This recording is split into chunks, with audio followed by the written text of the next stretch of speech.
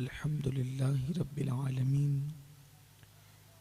वल आक़िबतु लिल मुत्तक़ीन वस्सलातु वस्सलामु अला सय्यिदिल अंबियाइ वल मुरसलीन व अला आलिहि व अस्हाबिहि तय्यिबीन अत्ताहिरीन अम्मा बअद फ़अऊज़ु बिल्लाहि मिनश शैतानिर रजीम बिस्मिल्लाहिर रहमानिर रहीम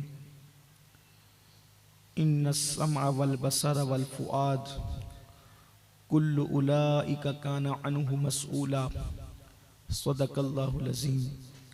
गौसे आज़म बमने बेसरो सामा मददे क़िबले दी मददे काबे ईमा मददे इंतज़ारे करमे तुस्त मने ऐनीरा ए खुदा जुओ खुदा बीनो खुदा दा मददे बगिरदा बे बला उफ्तादा कश्ती ज़ईफ़ानो शकिस्ता रातो पुश्ती बहक़्क़े ख़ाजे उस्मान हारून मदद कुन या मुईनुद्दीन चिश्ती मदद कुन या मुईनुद्दीन चिश्ती मदद कुन या मुईनुद्दीन चिश्ती।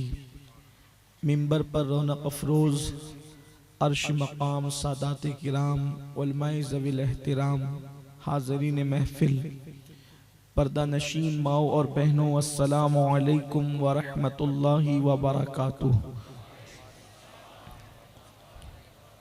निहायती अदब और एहतिराम के साथ अपने और सारी कायनात के मरकज़ अक़ीदत अनीसे बेकसा चारा साज़े दर्द मंदाम हम गरीबों के गमगुसार हम फ़कीरों की सरवत शहर यार इरम ताजदारे हरम नौबहारे शफ़ाअत शब असरा के दूल्हा नौशे बज़्म जन्नत दानाए सुबुल मौलाए कुल ख़त्मुर रुसुल खुसरवे खूबा सयाह लामका वजह कुन फ़का दुर्रिल्लाहिल मकनून सिर्रिल्लाहिल मखज़ून आलिम मा काना व मा यकून आबो गिले अंबिया जानो दिले असफिया मतले हर सआदत मक़ते हर सियादत खुलासे कायनात फ़ख्र मौजूदात हुज़ूर अहमद मुजतबा मुहम्मद मुस्तफ़ा अरवाहु नाफिदा सल्लल्लाहु तआला अलैहि व आलिहि व सहबिही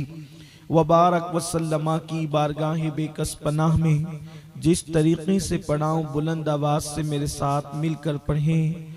अस्सलातु वस्सलामु अलैका या रसूल अल्लाह।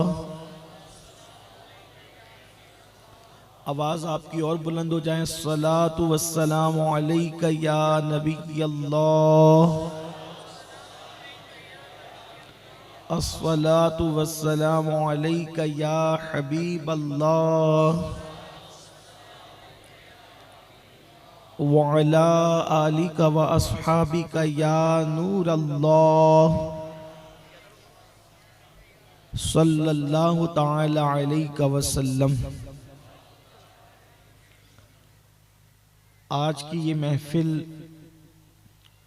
जो सालाना महफिल के तौर पर इस आस्ताने पर इनेकाद पजीर होती है, उस हवाले से हम सब उसमें शरीक हैं और बिरादर ज़िक्र पीर सैयद ताज बापू साहब ने मुझे जिस उन्वान के मुतालिक हुक्म देकर पाबंद किया, मैंने उसी मुनासिबत से क़ुरान मुक़द्दस की एक आये करीमा की तिलावत करने का शरफ़ हासिल किया है।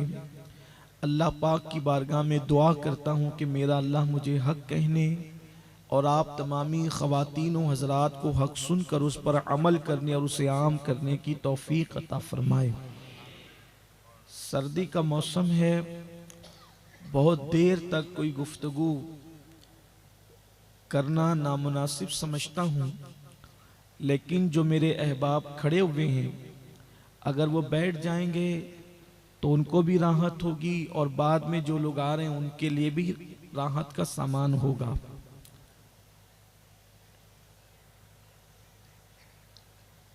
इमाम अहले सुन्नत फ़िक्र आखिरत को कौम के सुपुर्द करते हुए और आखिरत की फिक्र की जोत जगाते हुए यूं अर्ज करते हैं, राह पुरखार है क्या होना है, राह पुरखार है। जो आखिरत की राह है जिसकी तरफ मेरा और आपका सफर जारी है और सबका सफर जारी है, राह पुरखार है क्या होना है, पांव अफगार है क्या होना है।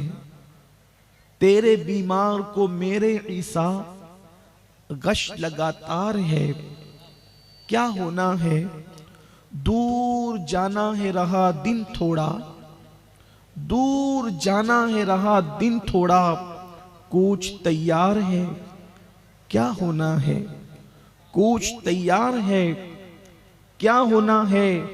दिल हमें तुमसे लगाना ही न था, दिल हमें तुमसे लगाना ही न था, अब सफर बार है क्या होना है, अब सफर बार है क्या होना है। कल वहां दीद का दिन आज यहां, कल वहां दीद का दिन आज यहां, आंख बेकार है क्या होना है, आंख बेकार है क्या होना है।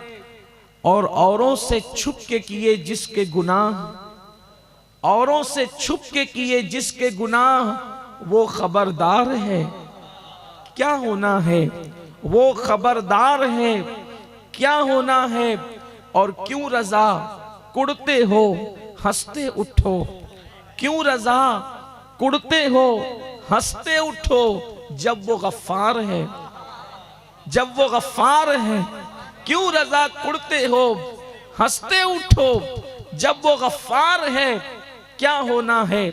मैंने जिस आया करीमा की तिलावत की है, अल्लाह तबारक व तआला अपने बंदों को आखिरत का एक तसव्वुर अता फरमाते हुए, अल्लाह की किताब फिक्र आखिरत देते हुए, और आखिरत में अल्लाह तबारक व तआला अपने बंदों से किन किन बातों के मुतालिक सवाल फरमाएगा उसका तसव्वुर अता करते हुए, इसलिए कि आज हम हुजूर अकरम सल्लल्लाहु अलैहि वसल्लम के ज़ाहिरी दौर से तकरीबन 1400 साल बल्कि 1450 साल दूर हो चुके हैं।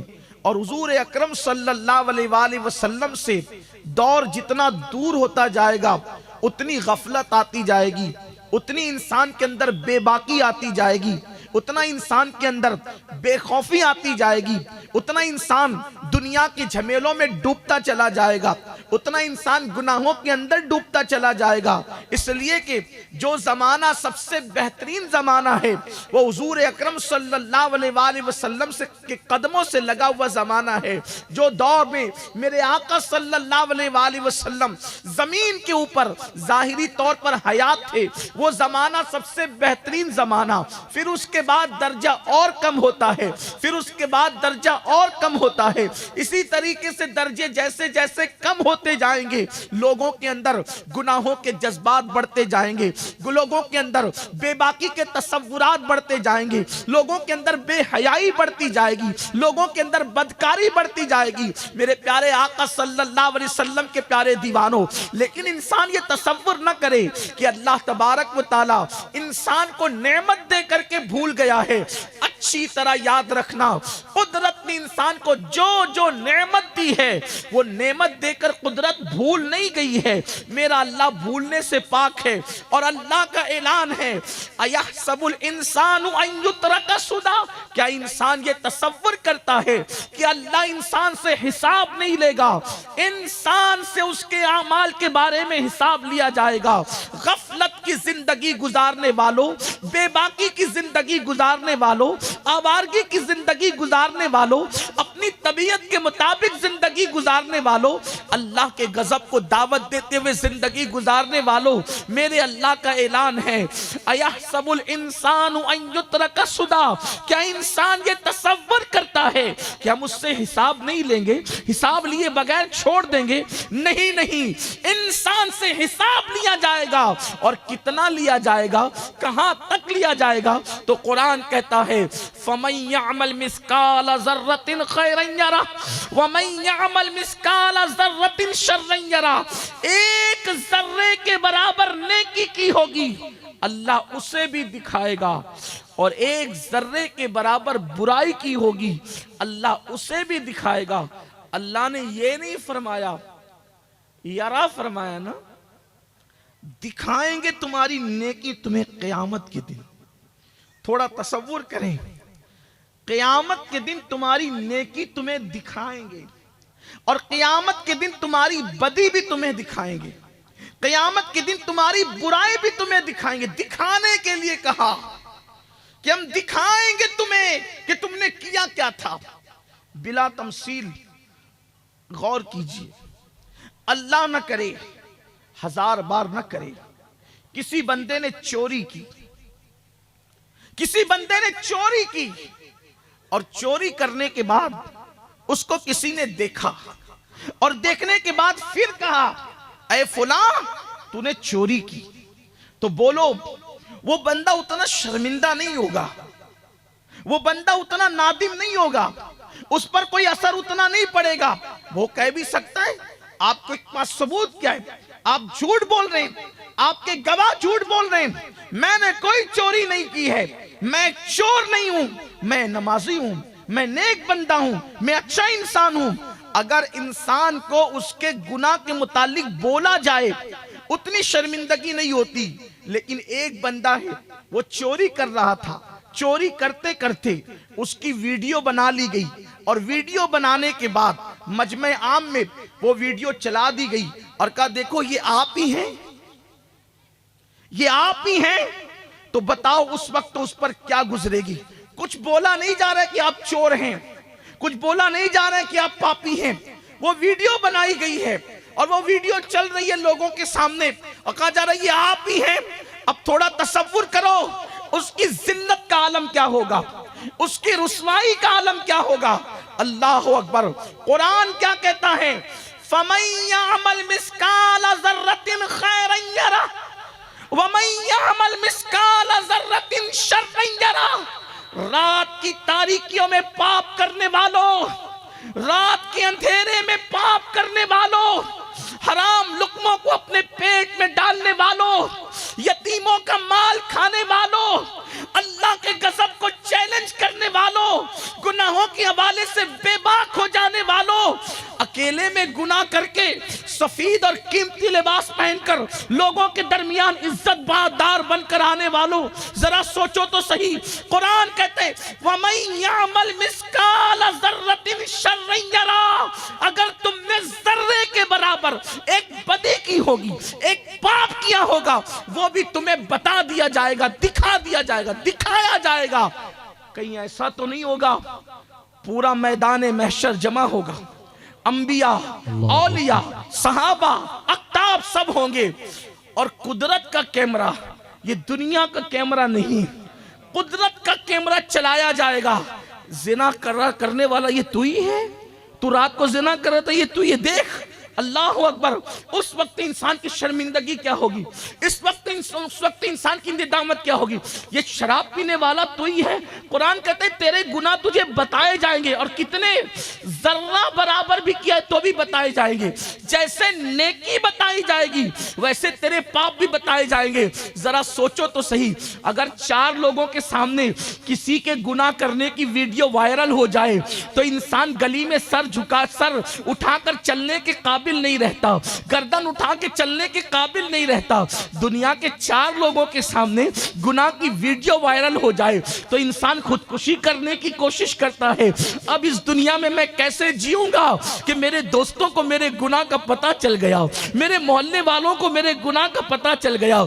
ऐ नादान इंसान, सोच तो सही, दुनिया में 4 लोगों को पता चला तो तेरी निदामत और तेरी जिल्लत का आलम यह है, मैदान महशर में तो तेरे गुनाहों की को गोया कि कुदरत की स्क्रीन पर जैसा कि उसकी शान के मुताबिक बनाई हुई है, जब तेरे गुनाह चलाए जाएंगे, एक गुनाह नहीं होगा, 2 गुनाह नहीं होंगे, 10-20 गुनाह नहीं होंगे, तेरी पूरी जिंदगी का नाम आमाल होगा। हाँ हाँ, नमाजों के औकात में कैरम खेलते बैठना, नमाजों के औकात में ताश के पत्तों को खेलते हुए बैठना, नमाजों के औकात में गपशप करते हुए बैठना, कभी शराब के अड्डों पे जाके शराब पीना, कभी अपनी बीवियों पे जुल्म करना, कभी अपने बच्चों पे जुल्म करना, कभी अपने माँ बाप पे जुल्म करना, कितने गुनाहों का गुबार अपने नाम आमाल के दफातर में बहैसियत गंदगी की हम दर्ज करा चुके हैं। कभी सोचा मैदान महशर बपा होगा?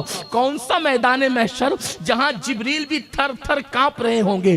कौन सा मैदान महशर जहां नूह अलैहिस्सलाम जैसा पैगंबर, जहां आदम अलैहिस्सलाम जैसा पैगंबर, जहां इब्राहीम अलैहिस्सलाम जैसा पैगंबर अल्लाह अकबर खुदा की खशियत से नफ्सी नफ्सी पुकार रहे होंगे, वहां हम जैसे पापियों का हाल क्या होगा? मेरे आका अलैहिस्सलाम के प्यारे दीवानों, जिस आया करीमा को पढ़ा है उसकी तरफ आने से पहले एक हदीस पाक पेश करूं।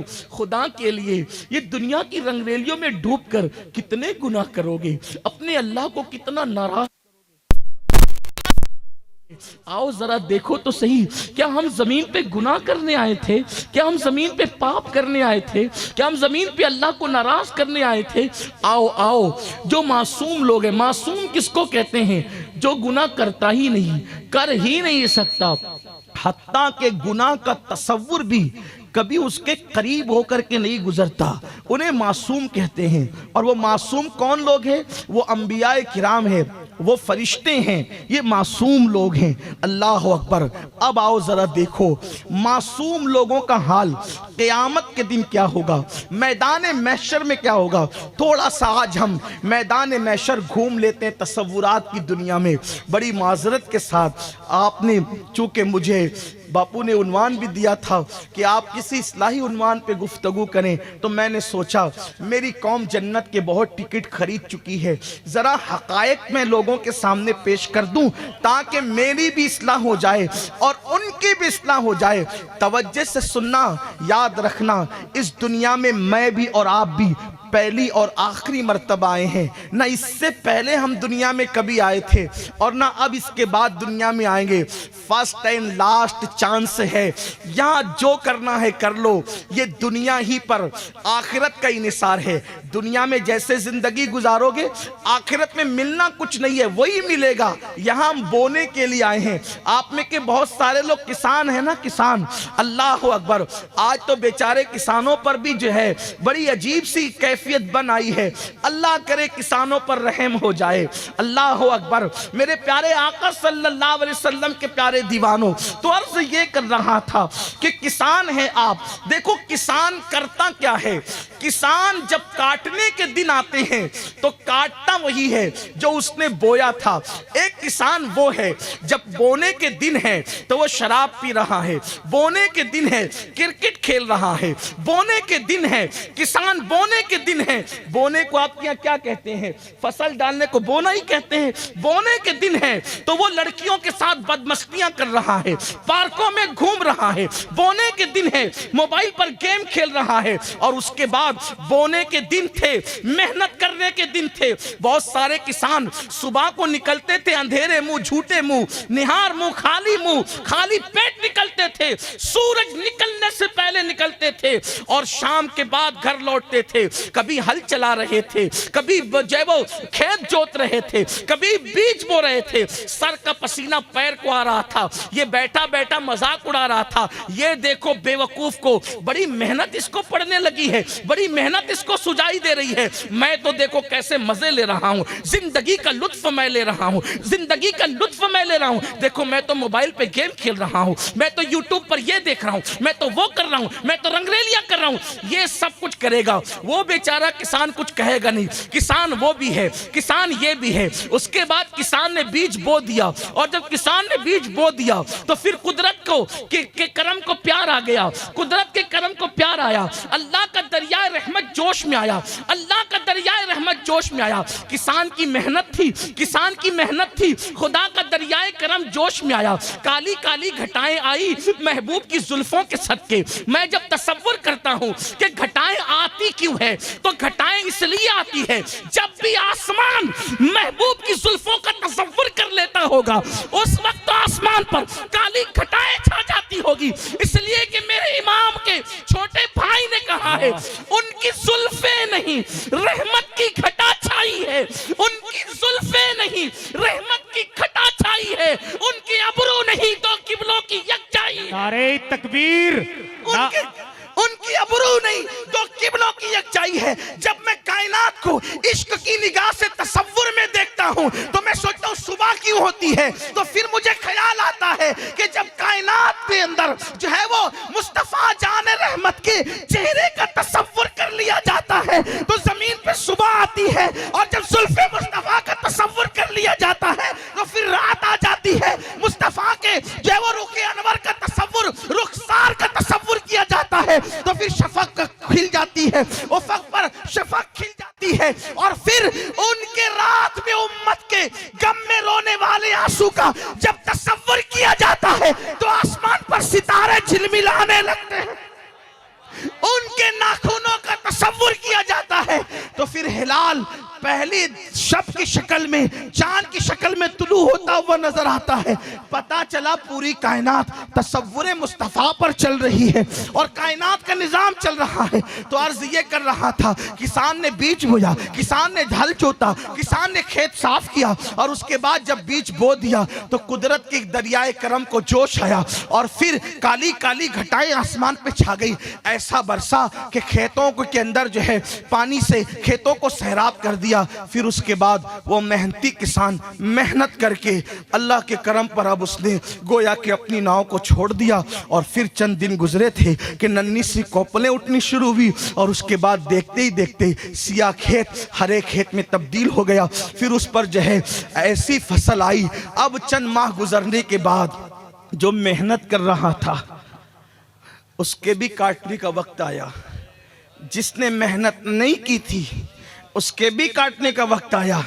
दोनों के खेत में अब फर्क ये है कि जो अय्याशी कर रहा था, बदकारी कर रहा था, टाइम पास कर रहा था, उसका खेत तो अब कांटों से भरा पड़ा है, उसका खेत तो बेशरम घासों से भरा पड़ा है, उसका खेत तो जो है वो न काम आने वाली पीली पीली घासों से, दुख देने वाली घासों से भरा पड़ा है। और इसका खेत जिसने मेहनत की थी, जब हवा चलती है तो किसान का दिल खिल उठता है, कैसे मेरा चमन लहलहा रहा है। और जब काटने के दिन आते हैं अब वो रोता है और ये हंसता है। ये मेहनत कर रहा था और वो अय्याशी कर रहा था, लेकिन काटता वही है जो बोता है। दुनिया में आए क्यों हो, जैसे किसान बोता है वही काटता है। हम दुनिया में बोने के लिए आए हैं।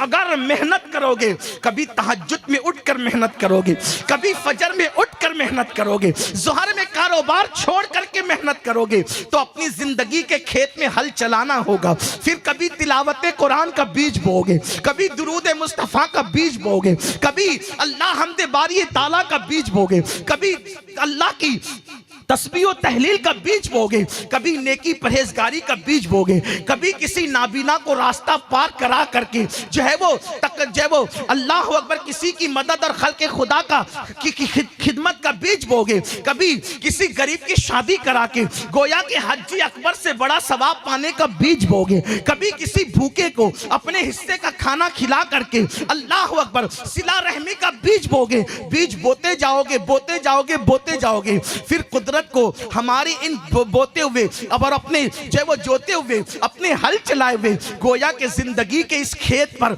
अल्लाह को रहम आएगा, प्यार आएगा, तो मेरा अल्लाह अपने करम की कबूलियत की बारिश फरमाएगा, हमारी नेकियों की जमीन पर कबूलियत की बारिश फरमाएगा, और फिर वो नेकियों का लहलहाता हुआ चमन नजर आएगा। लेकिन ये कब नजर आएगा? अल्लाह अल्लाह, जो लोग आज आवारगी कर रहे हैं, जो आज अय्याशियां कर रहे हैं, जब मौत से उनकी आंखें बंद होगी तो गोया के उन लोगों का वही हाल होगा जो आवारगी करने वाले किसान का हाल खेत को काटते वक्त होता था। और जिन लोगों ने दुनिया में मेहनत की होगी, मौत के वक्त उनकी खुशियों का हाल वो होगा जैसे लहलहाते हुए खेत के वक्त किसान की खुशियों का हाल होता है। इसीलिए तो मरने वाले दो किस्म के लोग होते हैं, जब मौत का फरिश्ता देखते हैं तो रोने लगते हैं, और दूसरे वो होते हैं जो मौत का फरिश्ता देखते हैं तो लबों पर मुस्कुराहट आ जाती है। वो कफन में भी मुस्कुराते हैं, जनाजे में भी मुस्कुराते हैं, कब्र में भी मुस्कुराते हैं। क्यों मुस्कुरा रहे थे? क्योंकि नेकी की खेतियां देख करके, लहलहाता हुआ चमन देखकर होठों पे मुस्कुराहट आई। दुनिया की मेरी मेहनत जाए नहीं हुई जो मैं सुबह को उठकर फजर में मस्जिद जाता था। आज मेरी वो खेती का चमन लहलहा रहा है, लोगों की मदद करता था, नेकियों का चमन लहलहा रहा है। तो वो रोते हुए आया था और मुस्कुराते हुए जाता है। लेकिन वो बंदा जिसने दुनिया के अंदर आवारगी किया, खेल कूद में मसरूफ रहा, तो फिर वो रोते हुए आया था, रोते हुए जाता है। तो ये दुनिया में वही मिलेगा, दुनिया में जो बोगे आखिरत में। मेरे आका फरमाते हैं दुनिया मज़रातुल आखिरा, दुनिया आखिरत की खेती है, जो बोगे वही काटोगे। क्या बो रहे हो? क्या बो रहे हो? नफरतों के बीच क्या बो रहे हो? बुग़्ज़ अदावत के बीच क्या बो रहे हो?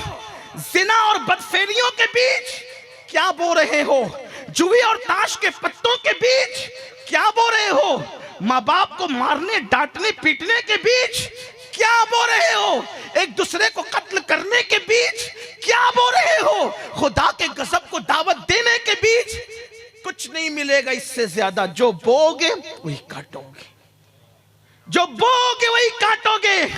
इस दुनिया में किसान की हैसियत से आए हो, इस दुनिया में बहैसियत किसान आए हो, बोने आए हो। क्या बो रहे हो?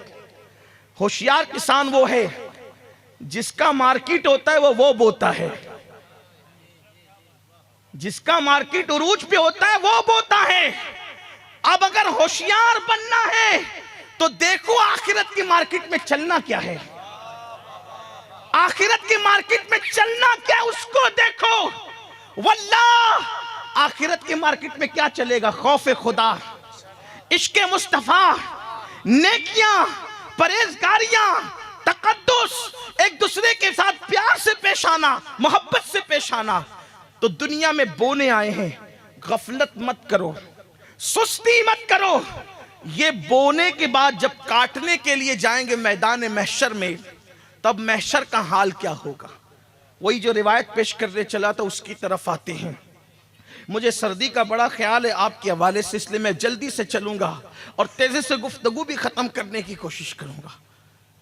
क्या हाल था, क्या हाल होगा, बल्कि अल्लाह के रसूल अलैहिस्सलाम का फरमान है, मेरे गैबदा नबी का फरमान।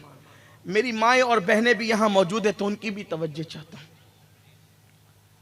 और उनसे भी चाहता हूँ कि गौर से सुने, क्योंकि औरतों को भी कपड़ों का शौक रह गया, जेवर का शौक रह गया, दुनिया की ऐश परस्ती का शौक रह गया।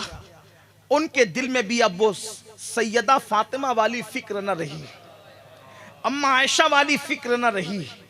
हाँ, मैंने कल भी लोगों से कहा था कि हमारे यहाँ कभी लोग देख रहे थे कि हुसैन पैदा हो रहे हैं, हसन पैदा हो रहे हैं, ज़ैनुल आबिदीन पैदा हो रहे हैं, मोहम्मद बाकर पैदा हो रहे हैं, जाफर सादिक पैदा हो रहे हैं, मूसा काजिम पैदा हो रहे हैं, अली रजा पैदा हो रहे हैं, तकी पैदा हो रहे हैं, नकी पैदा हो रहे हैं, हसन अस्करी पैदा हो रहे हैं, गौसुल आजम दस्तगीर पैदा हो रहे हैं, गरीब नवाज पैदा हो रहे हैं, महबूब इलाही पैदा हो रहे हैं, फरीदुद्दीन गंजे शकर पैदा हो रहे हैं, साबिर कलियर पैदा हो रहे हैं, अल्लाह अकबर अलाउलक पंडवी पैदा हो रहे हैं, मखदूम अशरफ जहांगीर सिमनानी पैदा हो रहे हैं, हाजी पीर पैदा हो रहे हैं। ये बड़े बड़े लोग पैदा हो रहे हैं जो दुनिया में इनकलाब पैदा करने। इस्लाम दुश्मनों ने गौर किया ये पैदा क्यों हो रहे हैं, तो वो पहुंचे नतीजे पर इस नतीजे पर पहुंचे कि कंपनी में माल उसका अच्छा निकलता है जिसकी डाई अच्छी होती है। जिसकी डाई अच्छी हो उसका माल भी अच्छा होता है। तो कहा कि अगर कंपनी का माल मार्केट में अपनी धाप बिठा चुका है तो मटेरियल से नहीं घबराना, घबराहट है डाई से।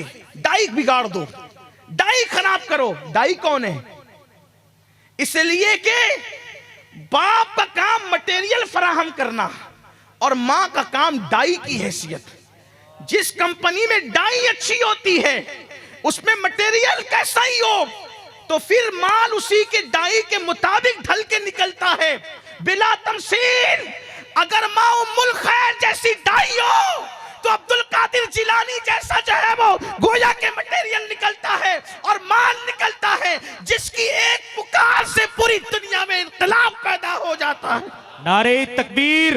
गरीब नवाज जैसा फर्जंद पैदा हो तो 90 लाख काफिरों को ईमान की दौलत नसीब होती, लेकिन गरीब नवाज की पैदाइश के लिए उम्मुल खैर जैसी मां चाहिए। तो लोगों ने प्लान बनाया, मां बिगाड़ दो, मां बिगाड़ दो। मां जब मां बिगड़ेगी तो इनके यहां चोर उचक्के डाकू पैदा होंगे। अब्दुल कादिर जिलानी कभी पैदा ना हो सकेंगे, मोइनुद्दीन अजमेरी कभी पैदा ना हो सकेंगे, फरीदुद्दीन गंजे शकर कभी पैदा ना हो सकेंगे, निजामुद्दीन महबूब इलाही कभी पैदा ना हो सकेंगे। मरदूद इलाही पैदा होंगे, महबूब इलाही कभी पैदा नहीं होंगे। मां बिगाड़ दो। और उन्होंने मां बिगाड़ दिया। और मां बिगाड़ने के लिए उन्होंने क्या किया?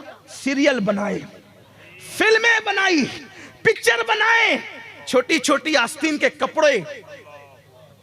आज हम अपनी छोटी बच्चियों को छोटी आस्तीन के कपड़े, पतले कपड़े, पैंट शर्ट पहनाते हैं। बच्ची तो है, अभी बच्ची तो है।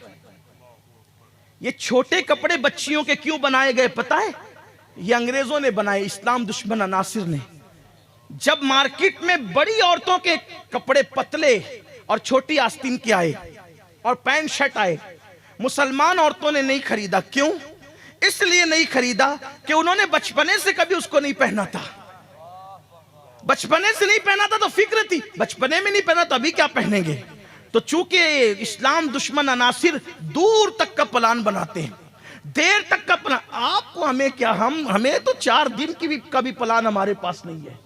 हाँ, यही तो अपना हाल है ना। कुव्वते फिक्र अमल पहले फना होती है, फिर किसी कौम की शौकत को ज़वाल आता।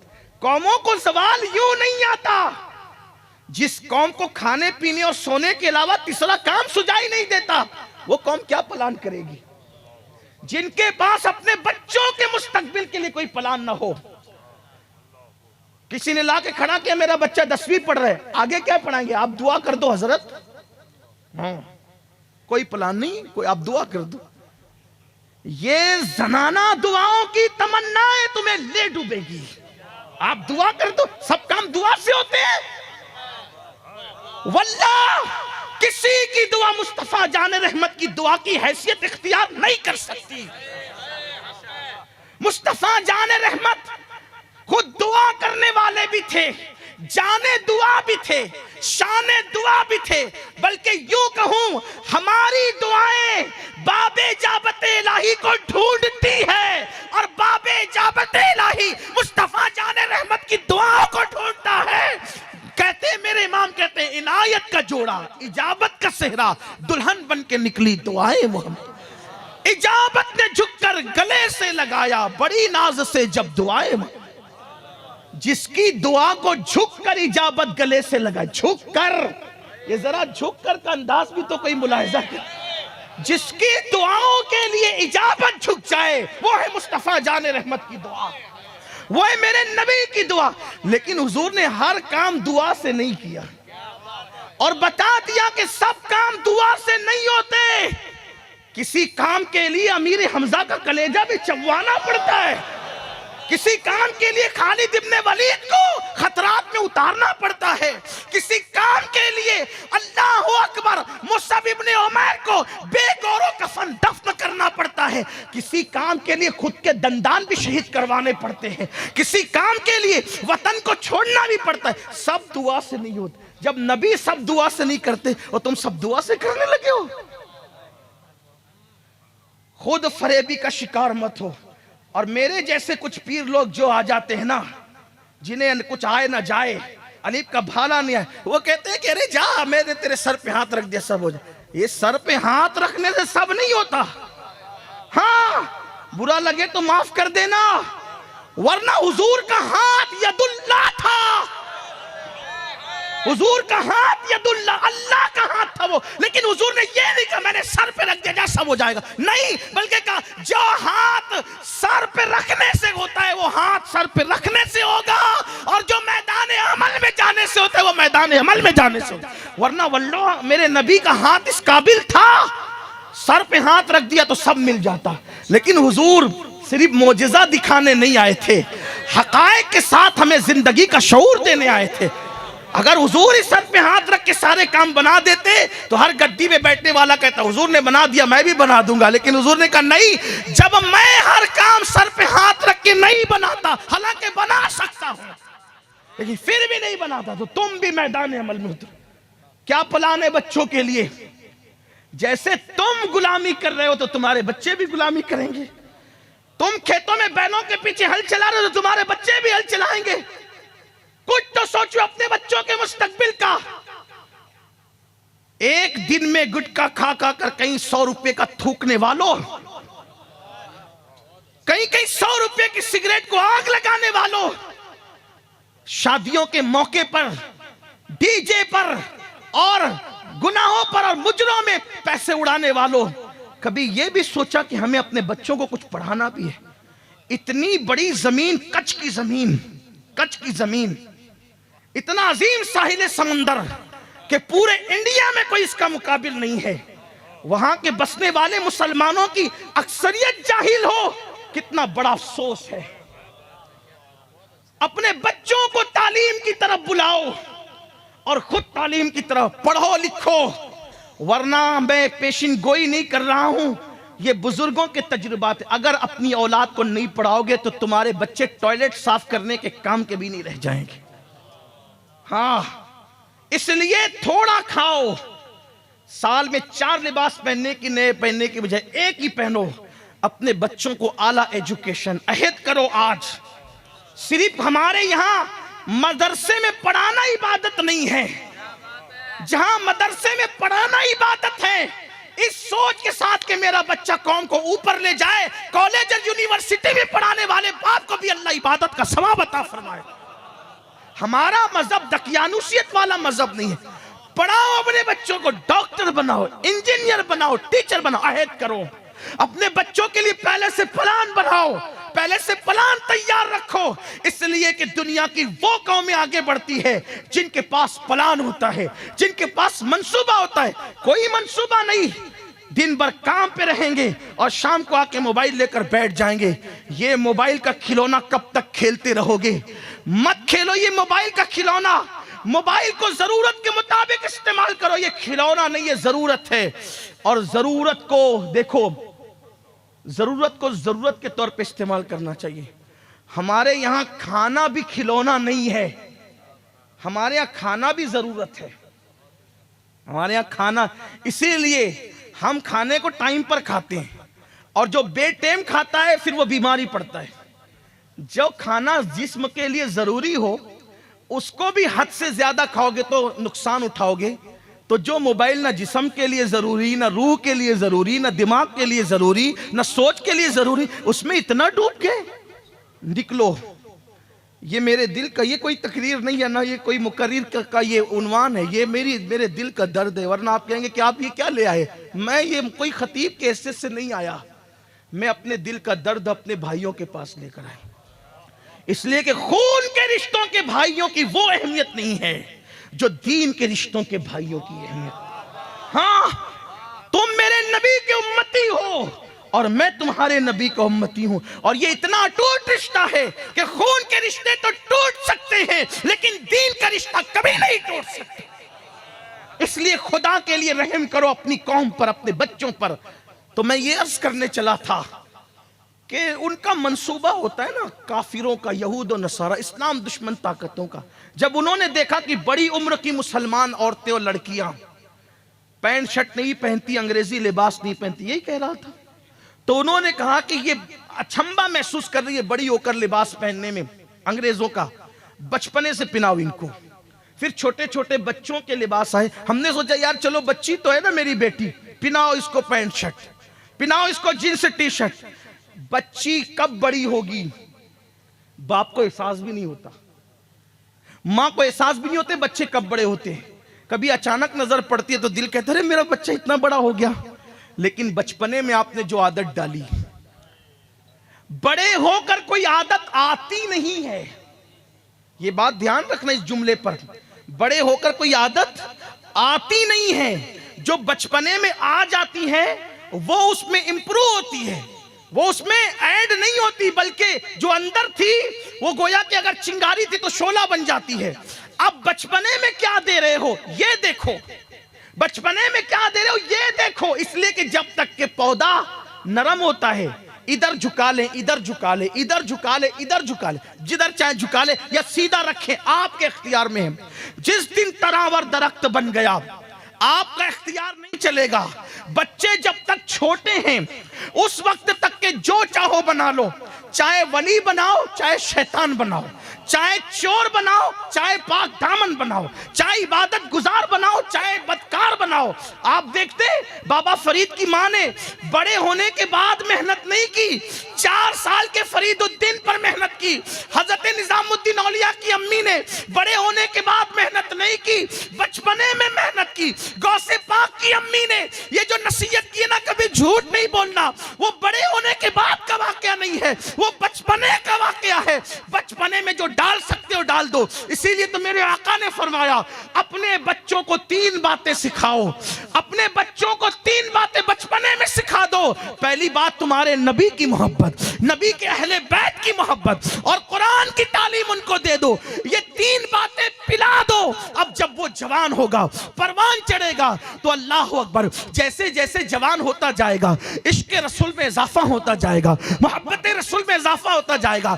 इश्क रसूल ईमान को मजबूत करेगा और इश्क अहले बैत ईमान को बचाएगा। देखो ईमान की मजबूती के लिए नबी के इश्क की तरफ बुलाया और ईमान को बचाने के लिए अहले बैत की मोहब्बत की तरफ बुलाया। जब दोनों मोहब्बतें जमा हो गई तो कहा अब कुरान पे अमल कर, तू यहां भी कामयाब रहेगा वहां भी कामयाब रहेगा। सुभान अल्लाह सुभान अल्लाह, वाह। ये है तो मंसूबे थे बच्चियों को अंग्रेजी कपड़े पहनाने के लिए। अल्लाह अकबर, हमारी बच्चियां जब नन्ही सी बच्चियां होती थी तो उनको बताया जाता था सैयदा फातिमा का बचपना कैसा था, अम्मा आयशा सिद्दीका की जिंदगी कैसी थी, माँ खदीजतुल कुबरा की जिंदगी कैसे। बच्चियों को ये बताया जा। अब तो कुछ भी नहीं, माँ को खुद नहीं पता कि खदीजा कौन है। हमारी पहली उम्मुल मोमिनीन जो मोहसिना इस्लाम है, इस्लाम की मोहसिना है। हाँ, नबी पर उस वक्त जब सर जख्मी हो जाता तो पट्टी बांधने के लिए कपड़ा नहीं होता था, तो सैयदा खदीजा अपने दुपट्टे को फाड़ कर हुजूर को पट्टी बांधती थी।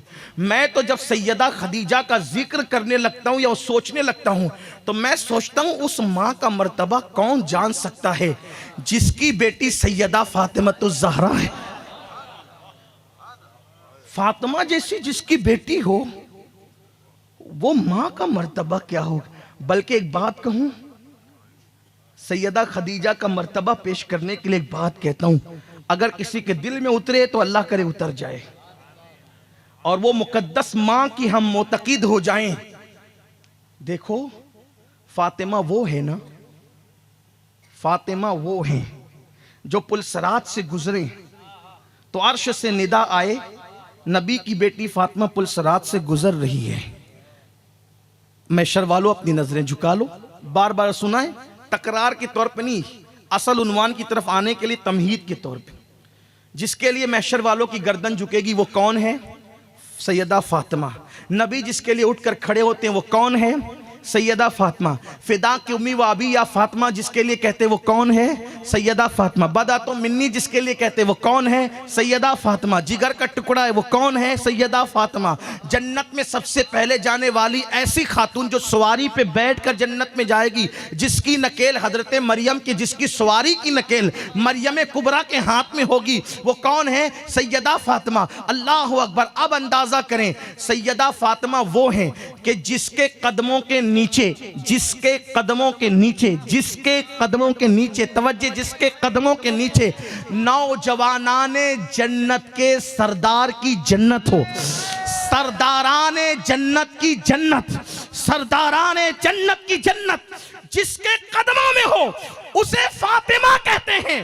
और फातिमा की जन्नत जिसके कदमों में हो उसे खदीजतुल कुबरा कहते हैं। वाह वाह वाह, नारे तकबीर, नारे रिसालत, सैयदा ज़हरा, सैयदा ज़हरा। अल जन्नतो तहता अक़दामिल उम्महातिकुम, तुम्हारी माओ के कदमों के नीचे तुम्हारी जन्नत। उस खदीजा की मैं मनकबत क्या बयान करूं, लेकिन हमारी कौम की बच्चियों को पता ही नहीं है कि वो सैयदा खदीजा कौन है। नहीं पता है, कभी नहीं। हीरोइन कौन है, कौन सी अदाकारा, किस खानदान से, सब पता है। नबी की पहली ज़ौजा, नबी की पहली ज़ौजे पाक। और एक बात बताऊं, नबी की पहली शरीके हयात। अब तवज्जो आपकी, नबी की पहली शरीके हयात। शरीके हयात का मतलब जब तक हयात है तब तक शरीक। मेरी और आपकी हयात हमेशा नहीं, इसलिए हमारी बीबियां शरीक हैं, मरने के बाद फरीक है। लेकिन नबी की हयात की कोई मुद्दत नहीं है। फनबी जुल्लाए हय्युन, अल्लाह का नबी अल्लाह की अता से हमेशा जिंदा है। तो जैसे वो कल शरीक थी वैसे आज भी शरीक।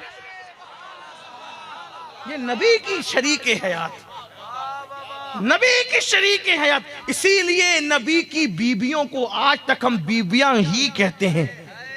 औरों की बीबियों को मरने के बाद बेवा कहते हैं, लेकिन हम नबी की बेवाएं नहीं कहते, कह भी नहीं सकते, बीबियां ही कहते हैं। उनको होश आना चाहिए जो कहते हैं नबी मर के मिट्टी में मिल गए। जब मिट्टी में मिल गए तो फिर ये बीबियां कैसे रही? क्योंकि मिट्टी में मिल जाने वालों की बीबियां बीबियां नहीं बल्कि बेवा रहती है। तो मेरे नबी की बीबियां अब भी बीबियां हैं। तो ये बीबियां बता रही है कि जब बीबियां बीबियां हैं तो वो मरे नहीं हैं, बल्कि तू जिंदा है वल्लाह, तू जिंदा है वल्लाह, मेरे चश्मे आलम से छुप जाने वाले।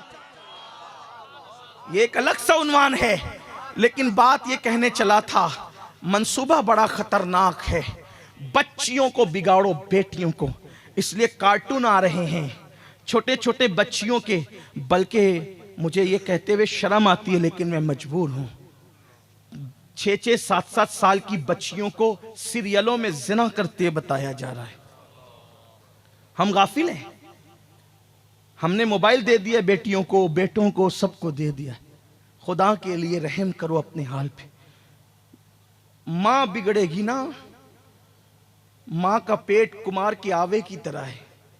कुमार का चक्का सही चलेगा ना, चक्का, तो बर्तन सही तरतीब पाएंगे। और जब चक्का खराब हो जाएगा ना तो फिर बर्तन सही नहीं हो सकते। तो कुमार की सारी फनकारी मुनहसिर है उस चक्के पर, वैसे ही हमारी नस्लों का इन्हिसार है मां पर। मां पर, मां मत बिगड़ने दो। और लोग मां को बिगाड़ना चाहते हैं। आज फिर किरदार फातिमा जिंदा करो। बल्कि एक बात आपको बताऊं, जितनी सैयदा फातिमा की नस्ल में अच्छी अच्छी हस्तियां हुई, किसी औरत की नस्ल में नहीं। उठा ले तारीख, पढ़ लें आप। जन्नती जवानों के सरदार दो हैं, एक इमाम हसन, एक इमाम हुसैन, दोनों फातिमातुज़ ज़हरा के बेटे। अइम्मा अहले बैत, अइम्मा अहले बैत, उनके बाद अगर आप गिने तो 9 हैं, और वो सब 9 के 9 सैयदा फातिमा के बेटे। गौसियत कुबरा पर फाइज, जिसके हाथ से कयामत तक विलायत बटेगी, वो शेख अब्दुल कादिर जिलानी, वो भी सैयदा फातिमा के बेटे। हिंद के कुफरिस्तान में ईमान का नूर फैलाने वाला सैयदा फातिमा का बेटा। उजड़ी हुई दिल्ली को फिर से दुल्हन बनाने वाला निजामुद्दीन सैयदा फातिमा का बेटा। फासिकों फाजिरों को तहज्जुद गुजार बनाने वाला निजामुद्दीन महबूब इलाही सैयदा फातिमा का बेटा। उसके बाद दक्कन की उजड़ी हुई बस्तियों को ईमान के पौधों से गुलिस्ता बनाने वाला, बहार लाने वाला ख्वाजा बंदा नवाज के सुदराज सैयदा फातिमा का बेटा। अल्लाह के लिए सिमनान का तख्त छोड़कर हिंद में लोगों को ईमान की खैरात अता करने के लिए आने वाले मखदूम अशरफ जहांगीर सिमनानी सैयदा फातिमा का बेटा। आखिर में इमाम मेहंदी की शक्ल में आने वाले सैयदा फातिमा का बेटा। आखिर ये सैयदा फातिमा में ऐसी क्या चीज है? आका फरमाते मेरी बेटी फातिमा इतनी मुत्तकी है, उसने ऐसा तकवा इख्तियार किया, ऐसी परहेजगारी इख्तियार की कि अल्लाह ने उसके तकवा का सदका और खैरात कयामत तक उसकी नस्ल को अता कर दी। बल्कि चुने अल्लाह ताला ने ऐसे अचानक तो फैसला नहीं किया ना कि मैं बाद में कि उसको पैदा करूंगा, उसको जितनों को पैदा करना था सब फैसले उसके अजली है, पहले ही फैसले हुए। तो ये सब चुने हुए लोग जिनसे दीन को फायदा पहुंचना था, पहले ही फैसला हो गया कि पैदा कहां होंगे, सैयदा के घर में। बल्कि हैरत है कि गौसे पाक की विलादत से पहले सैयदा के घर में यह फैसला हो रहा है कि शेख अब्दुल कादिर जिलानी ने पैदा कहां होना है।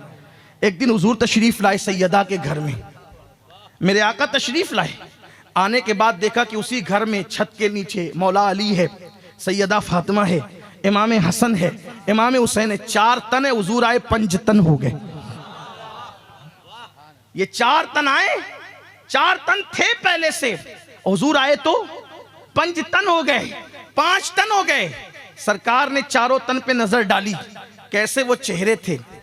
कभी कभी मैं देखता हूं चांद को, और एक मसल मशहूर है कि 4 चांद लग गए। कभी सुना आपने?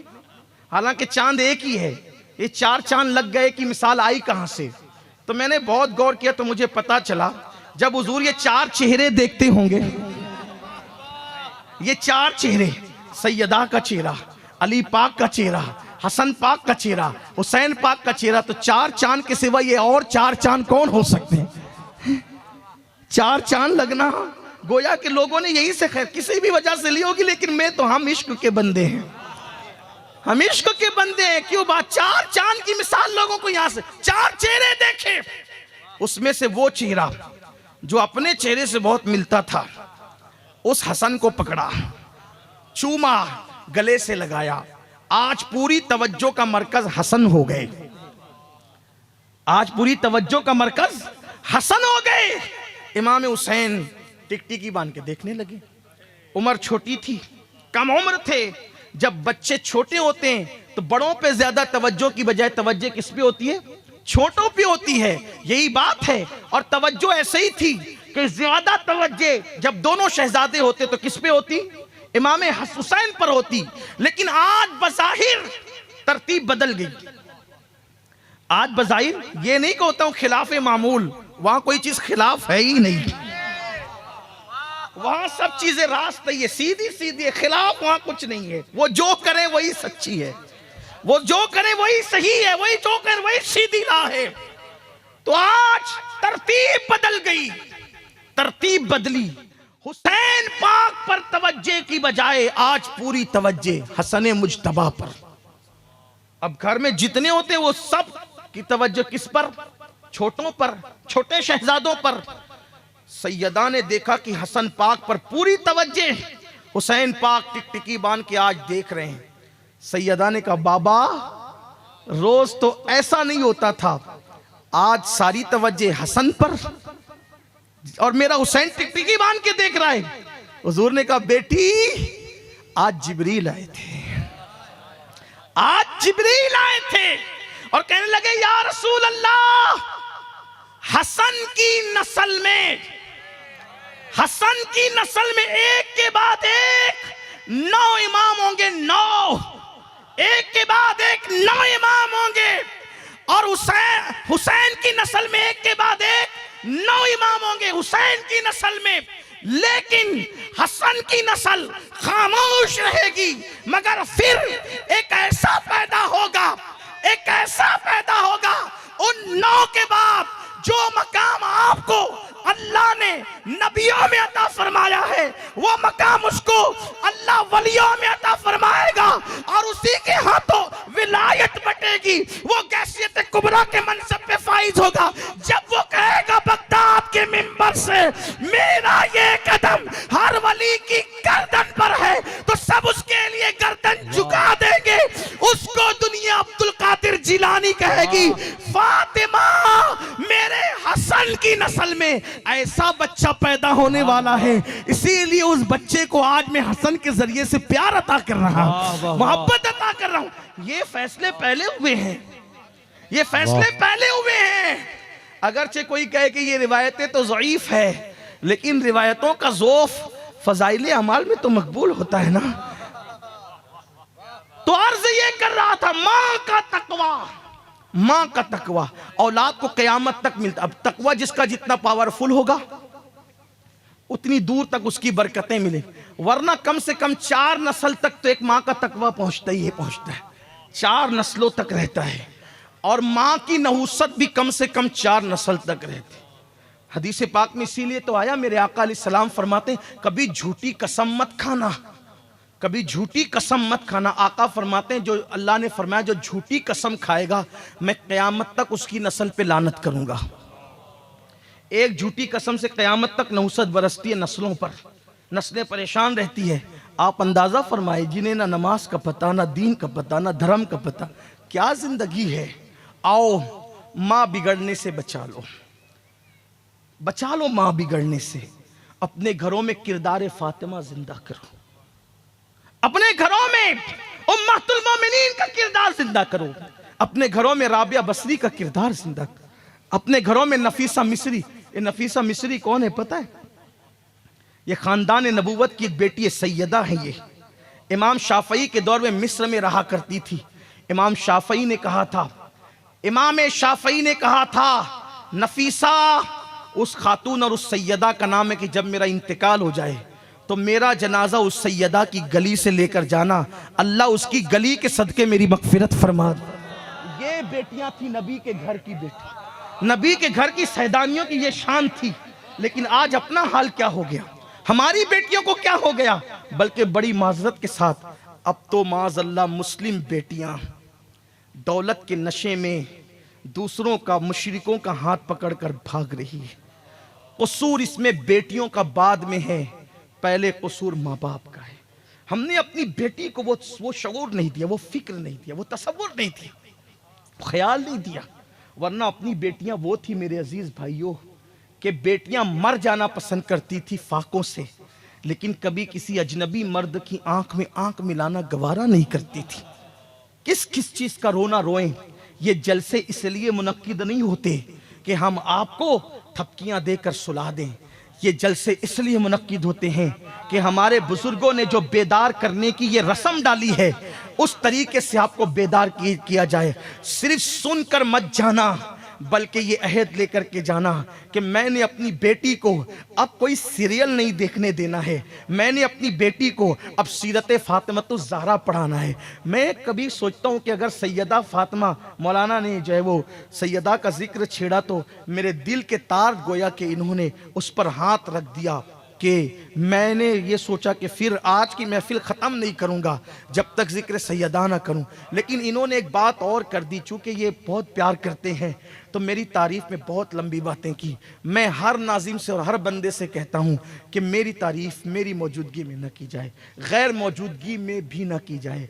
वजह उसकी ये है कि जितनी देर तक हमारी तारीफ़ करोगे, अगर उतनी देर तक हुजूर की तारीफ़ करोगे तो आपका भी बेड़ा पार होगा, हमारा भी बेड़ा पार होगा। खुदा के लिए हमें कुछ ना कहना, इसलिए कि हमारी औकात क्या है, हमारी हैसियत क्या है। वल्लाह हम अगर जो कुछ भी कुछ है नहीं, बल्कि हम तो ये सोचते हैं अगर निजात हो गई, अगर निजात हो गई समझ जाएंगे हम कामयाब हो गए।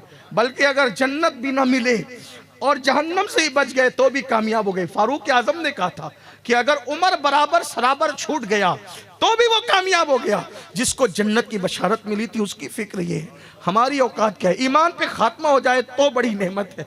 हम क्या है? हमारे चेहरे देखने से क्या मिलना है?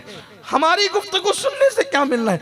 हम तो आपके पास सिर्फ इसलिए आ जाते हैं कि आप में कोई एक मकबूल बंदा होगा, उसकी नजर पड़ जाएगी तो अपना बेड़ा पार हो जाएगा। क्योंकि आका ने फरमाया जहां 40 मोमिन जमा हो उनमें एक अल्लाह का वली होता है। इसी लालच में आ जाते हैं कि 40 होंगे, पता नहीं कितने अल्लाह वाले आएंगे, नजर डाल देगा तो बेड़ा पार हो जाएगा। वल्लाह मेरे अल्लाह की कसम खा के कहता हूं, झूठी कसम खाने वाले पे अल्लाह की लानत हो। मैंने अपनी जिंदगी में कभी किसी को हाथ चूमने नहीं दिए, लेकिन बस इस नीयत से दिया कि अगर किसी अल्लाह के नेक बंदे के हाथ, कि नेक बंदे का होंठ मेरे हाथ में लग जाए, उसके होंठ की बरकत से मेरे वजूद पे जहन्नम की आग हराम होगी। वरना मैंने कभी ये सोचकर किसी को हाथ नहीं दिया कि हम इस काबिल है कि हम चूमे जाएं। हम कभी इस काबिल नहीं है।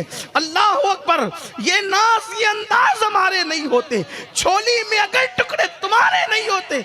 ये जिक्र मुस्तफ़ा की बरकतें हैं। वरना याद रखना, कौम का मुकर्रिर सबसे ज्यादा मुसीबत में होगा क़यामत के दिन। और उसके होंठ आग की कैंचियों से काटे जाएंगे। उसकी आंतें पेट में, ये जो मोटे मोटे नजराने के सौदे होते हैं ना, और ये जो बड़ी बड़ी तकरीरें फन के तौर पे की जाती है ना, अल्लाह हम सब पे रहम फरमाए। देने वालों को भी मांगने वालों को भी। मैं बार बार इसका रोना रोता हूं कि इमाम 1 महीने तक इमामत कर रहा है, 5-6 हज़ार से ज्यादा देने की तौफीक नहीं। वो जनाजे से लेकर के निकाह तक पढ़ाता है, नहीं देते कुछ उसको 5-6 हज़ार से ज्यादा। मुकर्रिर को 50-50 हज़ार तक देते हैं, नात खां को 50-50 हज़ार तक देते। जो कौम महीने महीने भर मेहनत करने वाले इमामों की खैर खाई न करे, बल्कि वकील को देख के उठ के खड़े होते हो, जज को देख के उठ के खड़े होते हो, डॉक्टर को देख के उठ के खड़े होते हो, और मौलाना को देख कर रास्ता बदल देते हो, ये कौम का हाल है। वो कौम कैसे तरक्की करेगी? जो इमाम तुम्हारी क़यादत करता है, तुम्हारी वकालत करता है अल्लाह की बारगाह में, उसकी नमाज की सही होने पे तुम्हारी नमाजें सही हो जाए, उसकी नमाज गलत होने की वजह से तुम्हारी नमाजें गलत हो जाए, उस इमाम की कदर नहीं है अपने पास। कौन अपने बच्चों को इमाम बनाने की कोशिश करेगा? खुदा के लिए निकलो गंदगी से। हमारी कोई तारीफ नहीं करना, हमारे नाम का कोई नारा नहीं लगना चाहिए, इसलिए कि हम कौन हैं। जिस दिन हमारा खात्मा ईमान पे होगा उस दिन फिर कोई नारा लगाए तो लगाए, उस दिन कोई तारीफ करे तो करे, लेकिन बात नहीं करना इस तरह से। उन्होंने मोहब्बत में कह दिया, मैं दुआ कर रहा था अल्लाह इस बंदे के खुलूस के जुमलों को मेरे लिए दुआ बना दे और मुझे ऐसा बना दे जैसा ये कह रहा है। वरना अपनी औकात क्या है मेरे अजीज भाइयों? अगर उसने ऐबों पे पर्दे न डाले होते तो ना आप यहाँ बैठने के काबिल होते, ना मैं यहाँ बैठने के काबिल होता। अल्लाह हमारे हाल पे रहम फरमाए। ये मेरी और आपकी बात नहीं है। आप लोग सोचते हैं आजिज़ी कर रहे हैं, इनकिसारी कर रहे हैं। हज़रत इमाम जाफ़र सादिक, इमाम जाफ़र सादिक, जिसने जन्नत बेची है, वाकई बेची, जिसने जन्नत बेची है वाकई। ये आजकल तो सब कहानी किस्से हो गए, जो हकीकत जन्नत बेचने वाले, जिनकी हम 22वीं के कुंडे की न्यास करते हैं, जिन लोगों को बड़ा दर्द है इस कुंडे की न्यास पर भी बहुत दर्द है। क्यों हो रही कुंडे की न्याज़ें? तो शिया करते हैं, शिया करते हैं तो करते, शिया अहले बैत से मोहब्बत का नारा भी लगाते हैं, तो क्या हम नारा लगाना छोड़ दें? शिया या अली अल मदद कहता है तो क्या हम छोड़ दें या अली अल मदद करें? वो सिद्दीक अकबर के बुग़्ज़ में कहता है या अली अल मदद, और हम मौला अली को सहाबा की मोहब्बत के साथ पुकारते हैं। दोनों में फर्क है, फर्क है। उनके दिल सिया हैं, हमारे दिलों को तो आकर देखो, हमारे सीनों में सहाबा की मोहब्बत है। और हम तो ये कहते हैं जिस सीने में अबू बकर उमर उस्मान की मोहब्बत नहीं, उसको या अली मदद का नारा लगाने की इजाजत है। या अली मदद का नारा उसी को फायदा देता है जिसके सीने में शेखैन की मोहब्बत हो, सहाबा की मोहब्बत हो। हम इस नारे के कायल हैं और ये शिया करते हैं न्याज, तो क्या हम छोड़ दें? शिया कौन है? उनकी क्या औकात है? इन्नमल अमालु बिन्नियात, यहां भूल जाते बुखारी की पहली हदीस। तो लोगों को कुंडे की न्यास से बड़ी लेकिन होने दीजिए यार तकलीफ। हम अपना काम करते नहीं, हम इश्क के बंदे हैं। इतना कहें कि शिया जो करते हैं वो अपने तौर पे करते हैं। पहली बात तो उनके यहाँ फातिहा होती नहीं है। फातिहा का तसव्वुर पूरी दुनिया में सिर्फ अहले सुन्नत के यहाँ है बस। ये जो मुरव्वजा फातिहा ना, इसका तवज्जुह सिर्फ अहले सुन्नत के यहाँ है और कहीं नहीं है। वो तो उसमें थूक भी डालें, क्या क्या डालें, अभी वो ये सब बात करने का यहाँ मौका नहीं है, वरना बात कहीं और जाएगी। हाँ, लेकिन हमारे यहाँ तो इतने तकद्दुस से बनता है कि हमारी औरतें ही बावुजू पकाती हैं। हाँ, हमारे यहाँ न्यास का बड़ा एहतिमाम है। न्यास को न्यास कहते ही इसीलिए है कि वो बड़ी आजिज़ी से और अकीदत से पेश की जाती है। हाँ, इसीलिए उसको न्यास कहते हैं। तो जिस इमाम जाफर सादिक की हम न्यास करते हैं, उनका एक पड़ोसी था। इमाम जाफर सादिक हज को जा रहे, वो पड़ोसी ने कहा हज़रत मैं घर बेचना चाहता हूं, और आपका पड़ोसी तो पहले आपका हक है कि आपको घर बेचूं। इमाम ने फरमाया कितने में बेचोगे? कहा इतने में। कहा देख इतने मेरे पास पैसे नहीं है, एक काम कर, मेरा नाना मालिक जन्नत है, तू मुझे घर बेच दे, मैं तुझे उसके बदले में जन्नत में महल लिख करके देता हूं। उसने कहा ठीक है। अब लोग भी उस वक्त के बड़े मोतक़िद थे, लेकिन आज कोई सैयद साहब ऐसा नहीं करना, बराए मेहरबानी नहीं करना, इसका मिसयूज नहीं करना। खुदा के लिए कौम बहुत भोली है। हाँ, ये सादात मेरे भाई लोग हैं, इसलिए मैं इनको कहने का हक रखता हूँ। हालांकि ये ऐसा नहीं करेंगे यार। हर जमाने में सैयद की पहचान देने वाली रही है, लेने वाले तो और लोग दिया है, हर दौर में दिया है। किसी दौर में सर दिया, किसी दौर में कलेजा दिया, किसी दौर में अली असगर दिया, किसी दौर में अली अकबर दिया। बस देना ही देना है। ये देने वाली कौम, देने वाले, ये मांगने वाले लोग। लेकिन उस वक्त तो सैयदना इमाम जाफर सादिक कुछ इख्तियार बता रहे थे, क्योंकि वो दौर ही ऐसा था। वो दौर जो था ना, असल में सादात के दुश्मनों का, वो बादशाहों का दौर था। तो कुछ वहां जब ऐसा होता है तो कुछ बताना पड़ता है। तो आपने फरमाया कि मैं जन्नत लिख देता हूं। वो सच्चा मोतक़िद था, उसने लिख दिया, गोया रजिस्ट्री करा दी, और आपने पीछे लिख दिया इसने घर दिया, मैं अपने नाना की जन्नत से इसको जन्नत में महल देता हूं। वो कितना आशिक था और मोतक़िद था। उसने कहा कि जब मैं मर जाऊं तो मेरे कफन में ये रख देना। रख दिया गया, रख दिया गया। अच्छा, ये तहरीर ले देकर सैयदना इमाम जाफर सादिक चले गए हज के लिए। हज को चले गए। अब हज से आए तो वो वाकई इंतकाल कर चुका था, मर चुका था, उसका इंतकाल हो गया था। हज से वापस आए तो उसके बेटों की नीयत बदल गई। हज से वापस आने के बाद बेटों की नीयत बदल गई। बेटों ने इमाम जाफर सादिक से आगे कहा कि भाई आपने हमारे अब्बू से घर ले लिया, एक ऐसा वादा करके जो क़यामत में पूरा होगा कि भी नहीं होगा, घर वापस दो। फरमाया मालिक वो था, बेचा मुझे, मैंने खरीदा, मैं मालिक बन गया, अब तुम नहीं मांग सकते, शरण नहीं मांग सकते तुम। तो उन्होंने कहा लेकिन आपने दिया क्या था? कहा वो तहरीर थी, मैंने जन्नत में मकान दिया था। कहा कि हमें सबूत चाहिए। फरमाया ये सबूत अब मुझसे मत पूछो, अपने बाप से जाके पूछो। जाओ उसकी कब्र पे और जाके पूछो कि सबूत क्या है। जब कब्र पर गए तो वहां पर वही रजिस्ट्री का कागज पड़ा हुआ था। इधर लिखा हुआ था कि मैंने घर दिया, नीचे लिखा हुआ था कि जो है वो मैंने जन्नत में महल दिया नाना की, या पीछे लिखा हुआ था जन्नत में महल दिया नाना का। और उसके बाद नीचे उसकी अपनी खुद की तहरीर थी, मेरे बेटो जाफर सादिक से लड़ना छोड़ दो, उन्होंने जो मकान का वादा किया था अल्हम्दुलिल्लाह मुझे मिल चुका है। ये लोग हैं।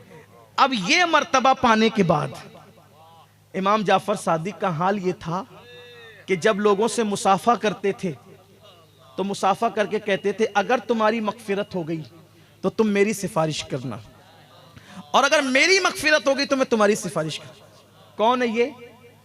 इमाम हुसैन रदी अल्लाह ताला अन्हु के सगे पर पोते हैं, इमाम ज़ैनुल आबिदीन के सगे पोते हैं, इमाम जाफर सादिक इमाम आजम के उस्ताद, जिनके बारे में इमाम आजम कहते हैं अगर जाफर सादिक न होते तो नोमान हलाक हो गया होता।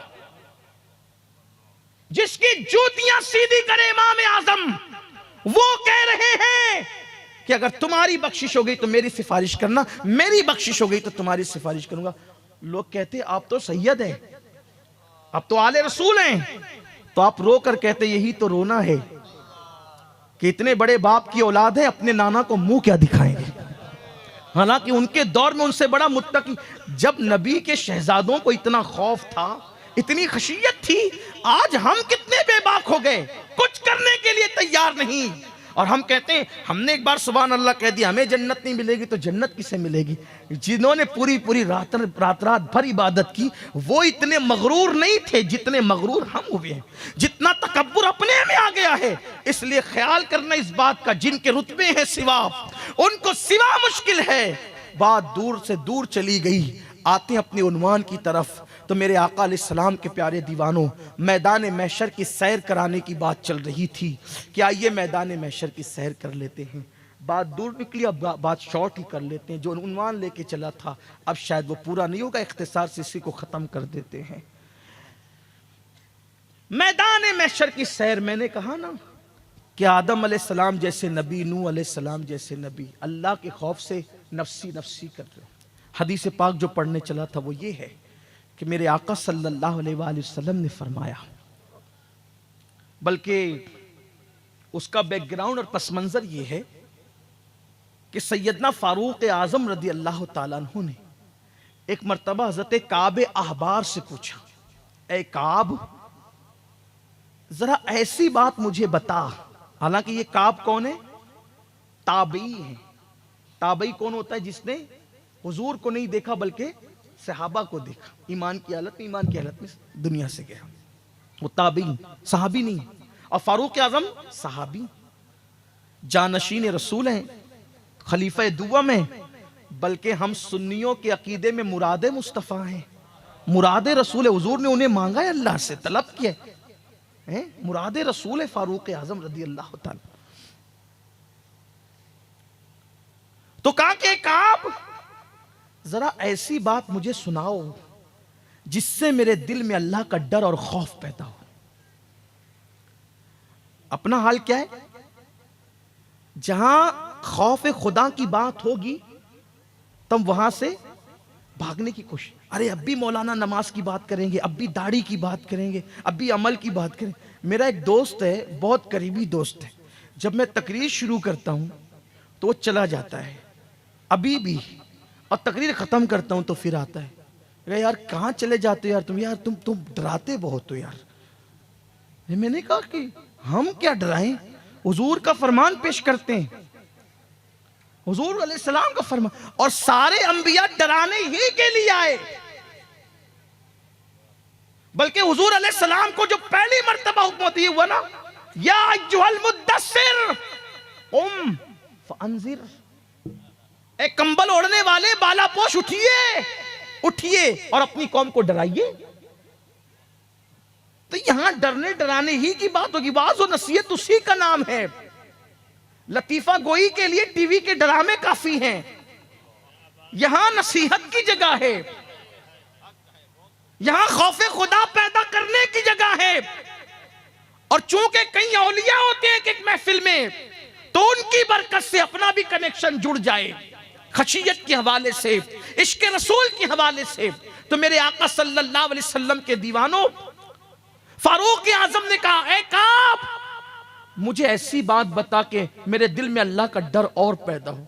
हालांकि ऐसा नहीं कि वो डरते नहीं थे, डर अल्लाह का इतना था फारूक आजम के दिल में कि अल्लाह के खौफ से हमेशा रोते रहते थे। तो मुसलसल रोने की वजह से आपके चेहरे पर आंसुओं का निशान बन गया था, चेहरे पर आंसुओं का निशान बन गया था। इतना डरते थे अल्लाह से कि अपने बिस्तर के नीचे कोड़ा रखते थे, और जब रात को आते थे तो कोड़ा उठाकर अपने पैर पे मार के कहते थे, उमर बता आज अल्लाह को राजी करने वाले कितने काम किए और अल्लाह को नाराज करने वाले कितने काम किए। हालांकि उनकी पूरी जिंदगी अल्लाह की रजा वाली जिंदगी थी, लेकिन अल्लाह अल्लाह, जिनको मेरे आका ने जन्नत की बशारतें दी उनका हाल क्या था। तो कहते हैं ऐसी बात बताओ काब जिससे मेरे दिल में अल्लाह का डर और खौफ पैदा हो। तो हजरत काब ने कहा, अमीरुल मोमिनीन, मैंने गुज़िश्ता किताबों में जो आसमानी कुतुब है उसमें पढ़ा है कि क़यामत के दिन अल्लाह फरिश्तों को हुक्म देगा कि वो जहन्नम को खींच करके मैदान महशर में लाए।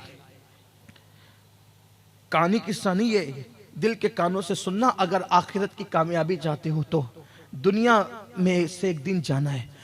हमने बहुत लोग अपने हाथों से दफन किया मेरे भाइयों, हमें भी दफन कर देंगे लोग, हमें भी दफन कर देंगे। बहुत जल्द वो दिन आएगा।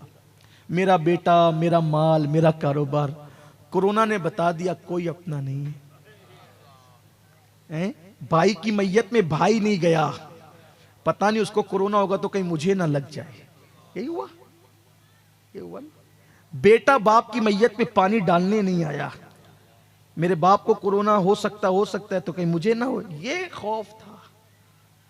बल्कि कयामत से पहले कयामत कुदरत ने बता दी, कोई किसी का नहीं, सब घरों में कैद हो गए।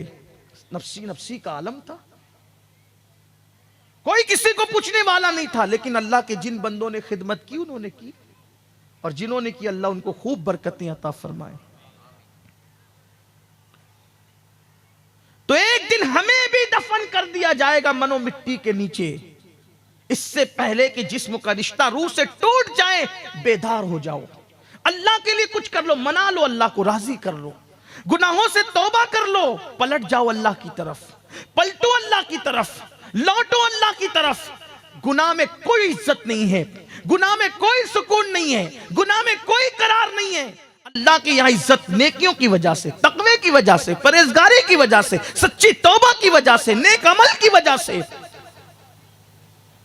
फारूक आजम से कहा, काबे अहबार ने, अमीरुल मोमिनीन, अल्लाह फरिश्तों को हुक्म देगा जहन्नम को लाओ महशर में, तो जहन्नम के मुंह में 70,000 लगाम डाल करके फरिश्ते उसको खींचते लाएंगे। और उसकी जब आग भड़क रही होगी तो उसकी भड़कती हुई आग को देखकर इब्राहिम खलीलुल्लाह जैसी हस्ती, जो अबुल अंबिया है, अंबिया के बाप है, वो अपने सर को सजदे में रखकर कहेंगे, ए अल्लाह, आज मैं किसी के लिए कुछ नहीं मांगता, सिर्फ इब्राहिम को अमान दे दे बस, मैं अपने लिए मांगता हूं, मुझे अमान दे दे बस, और किसी के लिए कुछ नहीं मांगता। हजरत मूसा अलैहिस्सलाम सर सजदे में रखे, काबे अहबार फारूक आजम से कहते हैं, मूसा अलैहिस्सलाम जैसा पैगंबर जिस पे अल्लाह ने तौरात नाजिल की, वो अपने सर को सजदे में रख कर कहेंगे, ए अल्लाह, आज मूसा तुझसे अमान चाहता है, आज मैं किसी के लिए कुछ नहीं मांगता, सिर्फ अपने आप के लिए अमान मांगता हूं। ईसा अलैहिस्सलाम तो सजदे में सर रख कर ये कहेंगे, ए अल्लाह, आज मैं अपनी माँ मरियम के लिए भी कुछ नहीं मांगूंगा। देखिए ये मैदान महशर, जिस महशर के लिए सोचते हैं अरे क्या होगा वहां, देख लेंगे जो होगा, देख लेना, बहुत हिम्मत है ना। अगर वो नेकियों का हिसाब ले ले, नेकियों का, हम नेकी का हिसाब नहीं दे सकते उसको, गुनाहों का हिसाब देंगे। गौसे पाक रदी अल्लाह ताला रोते थे, अल्लाह, अगर मेरे आमाल तेरी बारगाह में कबूलियत के लायक नहीं तो तू मुझे क़यामत में अंधा उठाना। ये लोग थे जिनकी ठोकरों से मुर्दा जिंदा, हम कहाँ हैं हम लोग। खुदा के लिए खुद फरेबी और शैतान फरेबी का शिकार मत बनो, बहुत गुनाह कर चुके। सैयदना ईसा अलैहिस्सलाम अर्ज करेंगे, मौला मैं आज अपनी माँ मरियम के लिए भी कुछ नहीं मांगता, आज मुझे अमान दे दे। जब मासूम लोगों की ये पोजीशन होगी, हम जैसे पापियों का अंजाम क्या हो। उस दिन के लिए अल्लाह से डरो, पलट जाओ। और अब उस दिन क्या होगा, जो आयत पढ़ी थी वो पढ़ते हैं और बात अब एंड की तरफ जाती है। उस दिन क्या होगा, जिस दिन अंबिया किसी के लिए कुछ नहीं मांगेंगे हमारे नबी के सिवा, वो एक अलग शान है, उस पर कभी गुफ्तगू होगी इंशाअल्लाह। हजरत ईसा कहेंगे, मैं अपनी मां मरियम के लिए भी आज कुछ नहीं मांगता, सिर्फ आज मुझे अमान दे दे, मुझे पनाह दे दे तेरी। उस दिन के लिए अल्लाह फरमाता है, इन्ना सम्अ वल बसर वल फुआद कुल्लु उलाइका काना अन्हु मसऊला। जिस दिन अंबिया नफ्सी नफ्सी कहेंगे हमारे नबी के सिवा, जिस दिन जिब्रील और फरिश्ते नफ्सी नफ्सी कहेंगे, उस दिन अल्लाह फरमाता है हम तुमसे सवाल करेंगे, इन्ना सम्अ वल बसर, तुमने कानों से क्या सुना था। हम पूछेंगे तुमसे क्या सुना था। कुरान है ये, मेरी कौम के जवानों क्या सुना था, क्या सुना था। पिक्चर के डायलॉग, फिल्मी गाने, शिरकिया कलिमात, गंदी गंदी स्टोरियां, नफ्स को उभारने वाले कलाम, क्या सुना था। मैं नहीं कह रहा हूं, अल्लाह कह रहा है, अल्लाह का कलाम है ना। हम तुमसे पूछेंगे कि तुमने सुना क्या था, कानों का इस्तेमाल क्या किया था। हदीस पाक में आता है, जिन्होंने अपने कानों से गाने सुने होंगे उनके कानों में सीसा पिघला के डाला जाएगा। क्या सुना था? कुर्बान, मोबाइल तो 1400 साल के बाद, 1450 साल के बाद पैदा होने वाला था। क्या सुना था? रात रात भर कान पे रखकर किससे बातें करते हो, क्या क्या बातें करते हो? कितनी गंदी गंदी बातें हैं ना। अगर रिकॉर्डिंग ओपन हो जाए तो खुद को शर्म आती है कि मैंने कितनी गंदी बात की। कितनी गंदी बात करते हैं दोस्तों से, गाली, मां बहन की गाली, नंगी नंगी गालियां। मत सुनो, फोन कट कर दो, मेरे कान ये सुनने के लिए नहीं है। क्या सुना था कुरान में? अल्लाह फरमाते हैं हम पूछेंगे क्या सुना था। बताना पड़ेगा ना, किस मुंह से गाली दे पाओगे वहां खड़े होकर कि ये सुना था? गाने गाकर कैसे बता सकोगे कि ये सुना था? वो डायलॉग कैसे बता सकोगे कि ये पूछा जाएगा ना क्या सुना था? बताना होगा। बल्कि कुरान कहता है इकरा किताबक, उस दिन तो लिखा भी होगा, हाथ में दिया जाएगा, लेना तू पढ़ के सुना क्या क्या तूने सुना था, पढ़ के सुना। क्या एहतियात थी बुजुर्गों की, क्या एहतियात थी। एक दिन फारूक आजम के इस हिस्से में फोड़ा हो गया, फुंसी आ गई। इस हिस्से को क्या कहते हैं? अपनी जबान में हम कहते हैं बगल। सही? लोग इयादत के लिए आए, आपको क्या हो गया? कहा हाथ के नीचे फोड़ा हो गया। और किसी ने कहा इतनी लंबी बात क्यों कर रहे हो कि हाथ के नीचे फोड़ा हो गया? शॉर्ट करना हुजूर को पसंद था। हाथ के नीचे फोड़ा हो गया, एक जुमले में कह देते बगल में फोड़ा हो गया तो शॉर्ट होती ना बात। फरमाते हैं लफ्ज़े बगल कहने में शर्म आती है, क्योंकि अल्लाह ने फरमाया कि जो तुम कहते वो लिखा जाता है और वो पढ़ के सुनाना पड़ेगा। तो अल्लाह की बारगाह में ये अल्फाज बगल पढ़ के मैं कैसे वो बगल का नाम लेने भी शर्माते हैं अल्लाह की बारगाह में। हमने कितनी गंदी गंदी बातें की है। कुरान कहता है सुनी कितनी गंदी गंदी बातें हैं। उस दिन का एहसास कर लो, ना माँ काम आएगी, ना बाप काम आएगा, ना दौलत काम आएगी, ना बेटे काम आएंगे, कोई काम नहीं। कुरान का इन्ना सामा, पूछेंगे तुम्हारी समाज वल बसर, आंखों से क्या देखा था, क्या देखा था आंखों से? आंखों को आवारा करने वालों क्या देखा था? पीर साहब पूछे तो नहीं बता सकते, अब्बा पूछे तो नहीं बता सकते, मुकर्रिर साहब सैयद साहब पूछे नहीं बता सकते। मेरे अजीज भाइयों, एक दिन में क्या क्या देखा नहीं बता सकते, पूरी जिंदगी में क्या क्या देखा अल्लाह की बारगाह में कैसे सुनाएंगे पढ़ के? वो दिन का ख्याल तो कर लो जरा, वो दिन का ख्याल तो कर लो, क्या बताएंगे? यही वजह तो थी हमारे बुजुर्गों की इतनी एहतियात थी देखने के मामले में, इतनी एहतियात थी कि निगाहें नीची रहती थी। एक दिन सैयदना दाऊद ताई को किसी ने पूछा, दाऊद आपके घर की छत नहीं है? हजरत दाऊद ताई, ये इमाम आजम के शागिर्द हैं, सैयदना दाऊद ताई पूछा आपके घर में छत नहीं है? वल्लाह मुझे मालूम ही नहीं कि छत है कि नहीं है। कहा कितने साल से रहे हो? कहा 40 साल से रह रहा हूं। कहा 40 साल से रहे हो, छत नहीं, पता नहीं? फरमाया ऊपर निगाह उठाने का कभी मौका ही नहीं आया। तो मैंने सोचा कि बिला जरूरत नजर क्यों उठाऊं, इसलिए मैंने कभी अपने घर की छत को भी नहीं देखा।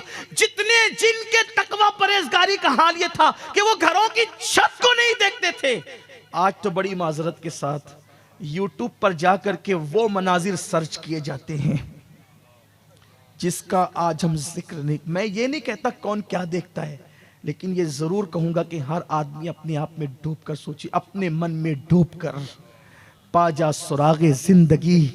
तू अगर मेरा नहीं बनता न बन, अपना तो बन, मेरे हमदर्द मत बनो। मैं आपका हमदर्द बनूं या ना बनूं, 2 नंबर की बात है। अपने आप के हमदर्द बन जाओ। मेरी कौम के जवानों, हिम्मत नहीं है हमारे अंदर अल्लाह का अज़ाब हम बर्दाश्त कर सके। अगर मेरा अल्लाह शहद की मक्खी भी भेज देना कब्र के अंदर, तो भी हम उस अज़ाब को बर्दाश्त नहीं कर सकते। लेकिन ये नहीं कहा गया कि शहद की मक्खियों का अज़ाब दिया जाएगा।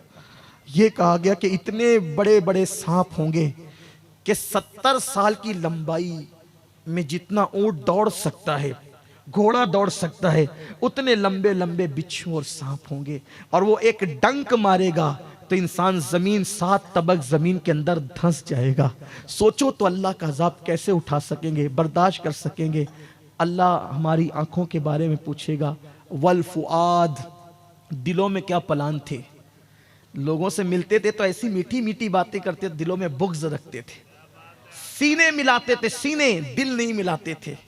जबानें मीठी थी, दिल भेड़ियों की तरह थे। अल्लाह फरमाएगा दिल में क्या था, हम उसके बारे में भी पूछेंगे।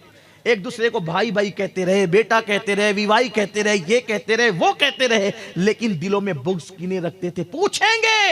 पूछेंगे दिलों में क्या था। इसलिए मोमिन का दिल आईने की तरह साफ होना चाहिए, बल्कि आईने से ज्यादा साफ होना चाहिए।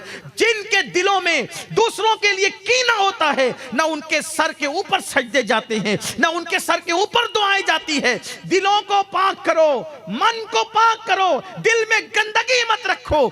फिर कहता हूं, किसान हो, जब तक के खेत में कांटे होंगे कोई बीज बोया नहीं जाएगा। जब तक के आवारा घास होगी कोई बीज बोया नहीं जाएगा। उसी तरह से जब तक दिलों में कीने के कांटे होंगे, अल्लाह की मोहब्बत का बीज कैसे बोओगे, मुस्तफा जान रहमत का इश्क का बीज कैसे बोओगे। इसलिए उस दिन पूछा जाएगा, उस दिन के लिए तैयारी कर लो, उस दिन के लिए तैयारी कर लो। आखिरी बात और दिल की बात,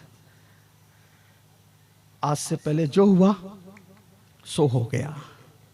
अब क्या कर सकते, जो होना था हो गया। यही है ना। इलाज क्या है? इलाज यह, कुछ भी हो गया हो तौबा कर लो, तौबा कर लो। इसी पे एंड कर रहा हूं, मैं भी आप भी। और फिर वली का आस्ताना है, वलियों के यहां की जाने वाली तौबा फिर हमें नहीं देखा जाता, उनके सदके बख्शा जा। और फिर वली जहां सैयद भी हो, अहले बैत भी हो, और फिर जमीन के अंदर भी हो, जमीन के ऊपर भी हो, इतने सारे उलमा हो, नायब रसूल हो, तो फिर तौबा कबूल ही होगी। तौबा कर लो। लेकिन एक बात फिर कहता हूं, जो हर जगह कहता रहता हूं, आज भी कहता हूं, तौबा नाम कान खींचने का नहीं। बहुत मर्तबा कान खींचे। तौबा नाम गाल पीटने का नहीं, बहुत मर्तबा गाल पीटे। तौबा नाम अस्तगफिरुल्लाह सिर्फ पढ़ने का नहीं, बहुत बार अस्तगफिरुल्लाह पढ़ लिए। तौबा नाम है इसका अल्लाह की बारगाह में शर्मिंदा हो जाना, गुनाहों पे नादिम हो जाना, शर्मा जाना, और अपने अल्लाह से अहद कर लेना कि ए अल्लाह, अब मैं गुनाह की तरफ नहीं जाऊंगा। बस ये अहद फिर मत तोड़ना। इसका नाम तौबा है। और बल्कि जब तौबा के बाद गुनाह की याद आए, तवज्जे, तौबा की शर्तों में से एक शर्त है, तौबा के बाद अगर गुनाह की याद आए तो लज्जत नहीं मिलना चाहिए, अफसोस होना चाहिए कि मैंने किया क्यों था। लोग तो ये कहते हैं ना, यार जवानी में क्या मजे थे, आज करके आ गया है, क्या मजे थे यार उस वक्त कॉलेज की जिंदगी में, क्या हमने गुलछर्रे उड़ाए। ये तौबा नहीं है, ये तौबा नहीं, नादिमी नहीं, शर्मी। तौबा नाम है शर्मिंदगी का, तौबा नाम है निदामत का। आप बहुत संजीदगी से सुन रहे हैं, अगर आप इजाजत दे तो एक तौबा का जिक्र कर दो, अगर इजाजत हो तो तौबा का जिक्र कर दो। मुझे बहुत पसंद है ये जिक्र, बहुत पसंद है, इसलिए कि इस गुफ्तगू के बाद मैंने देखा कि कई लोगों ने तौबा की अल्लाह के करम से। इसलिए मैं चाहता हूँ, अगर मुझे लोगों की बोरियत का ख्याल ना होता, एहसास ना होता, तो मैं इसको यानी कि फिर बहुत बयान करता। लेकिन कोशिश ये होती है कि कोई बात डबल ना हो जाए ताकि लोग बोर ना होने लगे। लेकिन कहीं भूल जाता हूँ तो फिर हो जाता है। मैंने बापू को कहा कि भूल जाता हूँ तकरीर करके, तो कहीं हो जाता है, हो जाए तो आप माफ़ कर दिया करें। हालांकि अगर डबल हो जाए तो फिर भी उसमें बरकत है, कम से कम सुनने की बरकत तो मिल ही जानी है। मुझे बहुत पसंद है और बहुत इससे जिंदगियां बदली अल्लाह के करम से। तौबा, शर्मिंदा होने का नाम। फिर गुनाह कितने भी बड़े हो, कितने भी बड़े गुनाह हो, अगर शर्मिंदगी मजबूत है, निदामत मजबूत है, दिल के अंदर एहसास गुनाह है, तो फिर गुनाह नहीं देखे जाते, एहसास देखा जाता है, शर्मिंदगी देखी जाती है। दो ही आंसू फिर पूरी जिंदगी के गुनाह खत्म करने के लिए काफी होते, फिर कितना ही बड़ा हो। और मैं समझता हूं कि अब मैं इतने बड़े गुनाह का जिक्र करने लगा हूं कि इंशाअल्लाह इस मजमे में शायद ऐसा कोई बंदा नहीं होगा, इतना बड़ा गुनाह। एक शख्स, एक जवान अल्लाह के नबी सल्लल्लाहु अलैहि वसल्लम के दरवाजे पर बैठा, अपने सर पे खाक डाल रहा था। मैं बतौर मफहूम पेश करूंगा अपने अल्फाज के जामे में। वो खाक डाल रहा था अपने सर पे खाक डाल रहा था। फारूक आजम हुजूर की बारगाह में जा रहे थे। उसने कहा उमर मेरी सिफारिश कर दो हुजूर से कि हुजूर मुझे माफ कर दे और मेरे लिए माफी की दुआ कर दे। फारूक आजम गए, कहा सरकार एक बंदा है जो दरवाजे पे पड़ा सर पे खाक डाल रहा है और वो कहता है कि हुजूर से अर्ज करो कि हुजूर मेरे लिए दुआ करें कि मेरी माफी हो जाए और हुजूर भी मुझे माफ कर दें। फारूक आजम से सरकार ने कहा बुलाओ उसको, कौन है वो आया, वो जवान। सरकार ने फरमाया क्या हुआ? कहा हुजूर मैं हलाक हो गया, मैं तबाह हो गया, मैं बर्बाद हो गया। आका ने कहा हुआ क्या? कहा हुजूर बस इतना है कि मैं तौबा करना चाहता हूँ, आप मेरे लिए दुआ कर दें कि अल्लाह मेरी तौबा कबूल कर ले। अब हुजूर अलैहिस्सलाम को चूंकि आगे की उम्मत के लिए रास्ता बताना था ना गैबदा नबी को, तो सरकार ने मैं तुझसे हुआ क्या है वो बता। हुजूर मुझे शर्म आ रही है, मैं कैसे बताऊं, मैं क्या अर्ज करूं आपसे। आका ने कहा हुआ क्या? क्या तेरे गुनाह आसमान के तारों से ज्यादा है? उसने कहा हाँ। जमीन के जर्रों से ज्यादा? हाँ। समुंदर की झाग से ज्यादा? हाँ। फिर आका ने कहा क्या तेरे गुनाह अल्लाह की रहमत से भी ज्यादा है? अल्लाह की रहमत से ज्यादा है तेरे गुनाह? रोने लगा। रास्ता हुजूर ही ने बताया, लेकिन आगे के लिए हमारे लिए भी गोया के राह बता दी गई, अल्लाह की रहमत से ज्यादा। वो कुछ नहीं जवाब दिया, रोने लगा। वो पूछा क्या हुआ, बता तो सही। उसने अर्ज किया आका मैं कफन चोर हूं और मैंने 999 लोगों के कफन चुराए थे और 1000वां कफन जब मैं चुराने के लिए गया तो मेरे साथ एक बड़ा अजीब हादसा हो गया। एक तो कफन चुराना ही बहुत बड़ा गुनाह था, हालांकि अब शायद कोई कफन नहीं चुराता क्योंकि कपड़ों की बड़ी इफरात है। अब उस दौर में हाथ से कपड़े बुने जाते थे तो लोग कफन भी चुरा के बेच देते थे, बिकते थे चोरी हुए कफन भी। अजीब दौर से भी लोग गुजरे हैं। आज बहुत कपड़ा इफरात है, बहुत के आजकल तो कपड़े से ज्यादा शायद कोई चीज इफरात हो, बहुत कपड़े सस्ते भी मिलते हैं। तो कहा कि जो गोरकुन होता है ना कब्र खोदने वाला, उससे भी मेरी पार्टनरशिप थी और वो मुझे आके इत्तला देता था कि फलां का इंतकाल हो गया, आज आ जाना, वो निशान लगा देता था। ये जो हदीस मुबारका में अल्फाज बज़ाहिर नहीं आए हैं, मैं आपको समझाने के लिए कहता हूँ ताकि आपकी समझ में आ जाए बात। इसीलिए मैं ये कहता हूँ कि मैं अपने अल्फाज के जामे में बात कर रहा हूँ ताकि हदीस पाक का तक़द्दुस भी कायम रहे और आपको बात भी समझ में आ जाए। जो लिखा है मिन में वैसे पढ़ के तो नहीं सुना सकूंगा, वरना फिर हम समझ नहीं पाएंगे।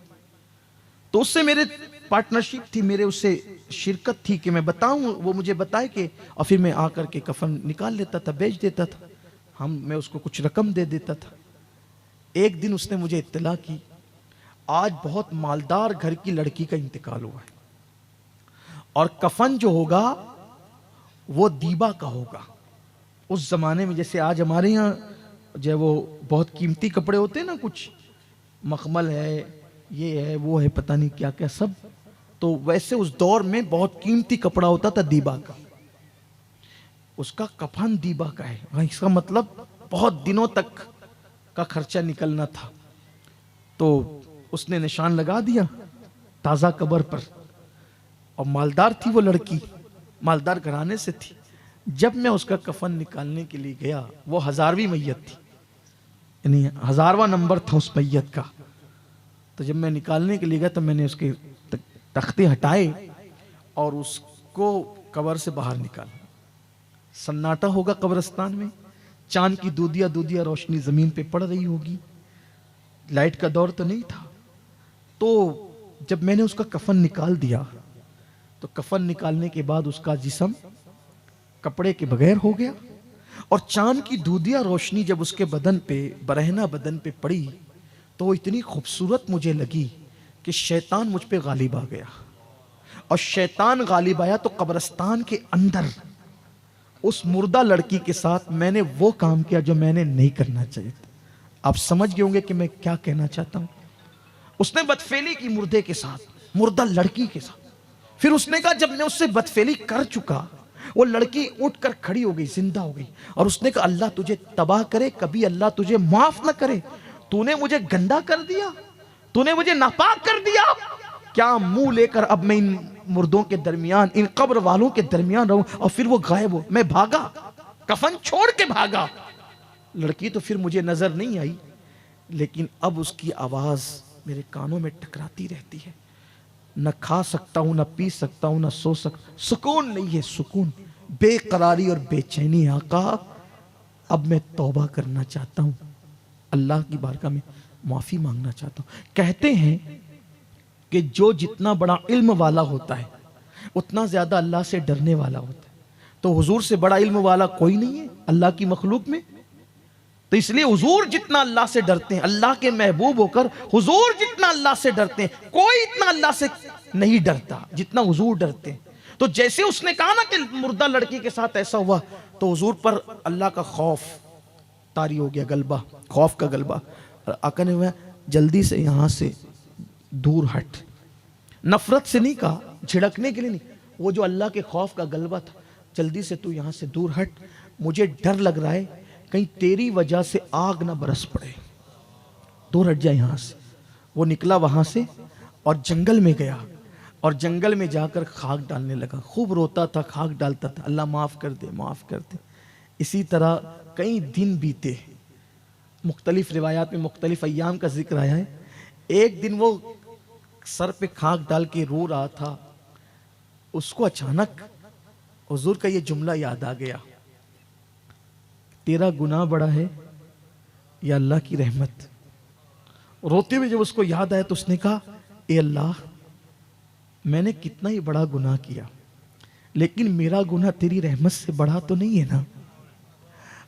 अगर मेरा गुनाह तेरी रहमत से बड़ा नहीं है तो मुझे माफ कर दे, और अगर तेरी रहमत से बड़ा मेरा गुनाह है तो फिर ऐसा अजाब दे कि वो अजाब तूने किसी को नहीं देना, ना किसी को दिया है, वो अजाब दे दे मुझे अगर तेरी रहमत से बड़ा है। और अगर तेरी रहमत से बड़ा नहीं है और हरगिज़ नहीं है तो फिर मुझे माफ कर दे, और अगर तूने मुझे माफ कर दिया तो तेरे महबूब को बता दे कि तूने मुझे माफ कर दिया।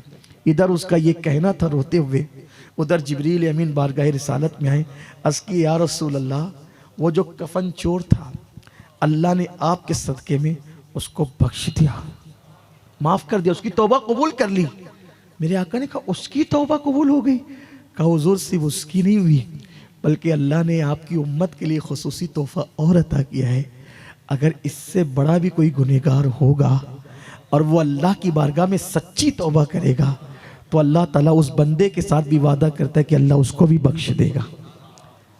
इस मजमे में कोई होगा लेकिन शायद इतना बड़ा गुनाह किसी ने नहीं किया है। आओ मेरे भाइयों, आप अपने अल्लाह को मना लें, अपने अल्लाह को राज़ी कर लें, सच्ची तौबा कर लें, अपने अल्लाह से अहद करें कि अल्लाह आज के बाद अब मैं गुनाह नहीं करूँगा, गुनाह के करीब नहीं जाऊँगा। अगर ऐसा हो गया मैं समझूंगा कि मेरा आना भी कामयाब, आपका भी आना कामयाब। अल्लाह हम सबको माफ़ करे, हम सब की मग़फ़िरत फरमाए और हमें आखिरत की तैयारी की तौफ़ीक़ अता फरमाए। गुफ्तगू के दरमियान कोई गलती हो तो अल्लाह माफ़ करे। अस्तग़फ़िरुल्लाह रब्बी मिन कुल्लि ज़ंबिन व अतूबु इलैहि व मा अलैना इल्लल बलाग। अस्सलामु अलैकुम व रहमतुल्लाह।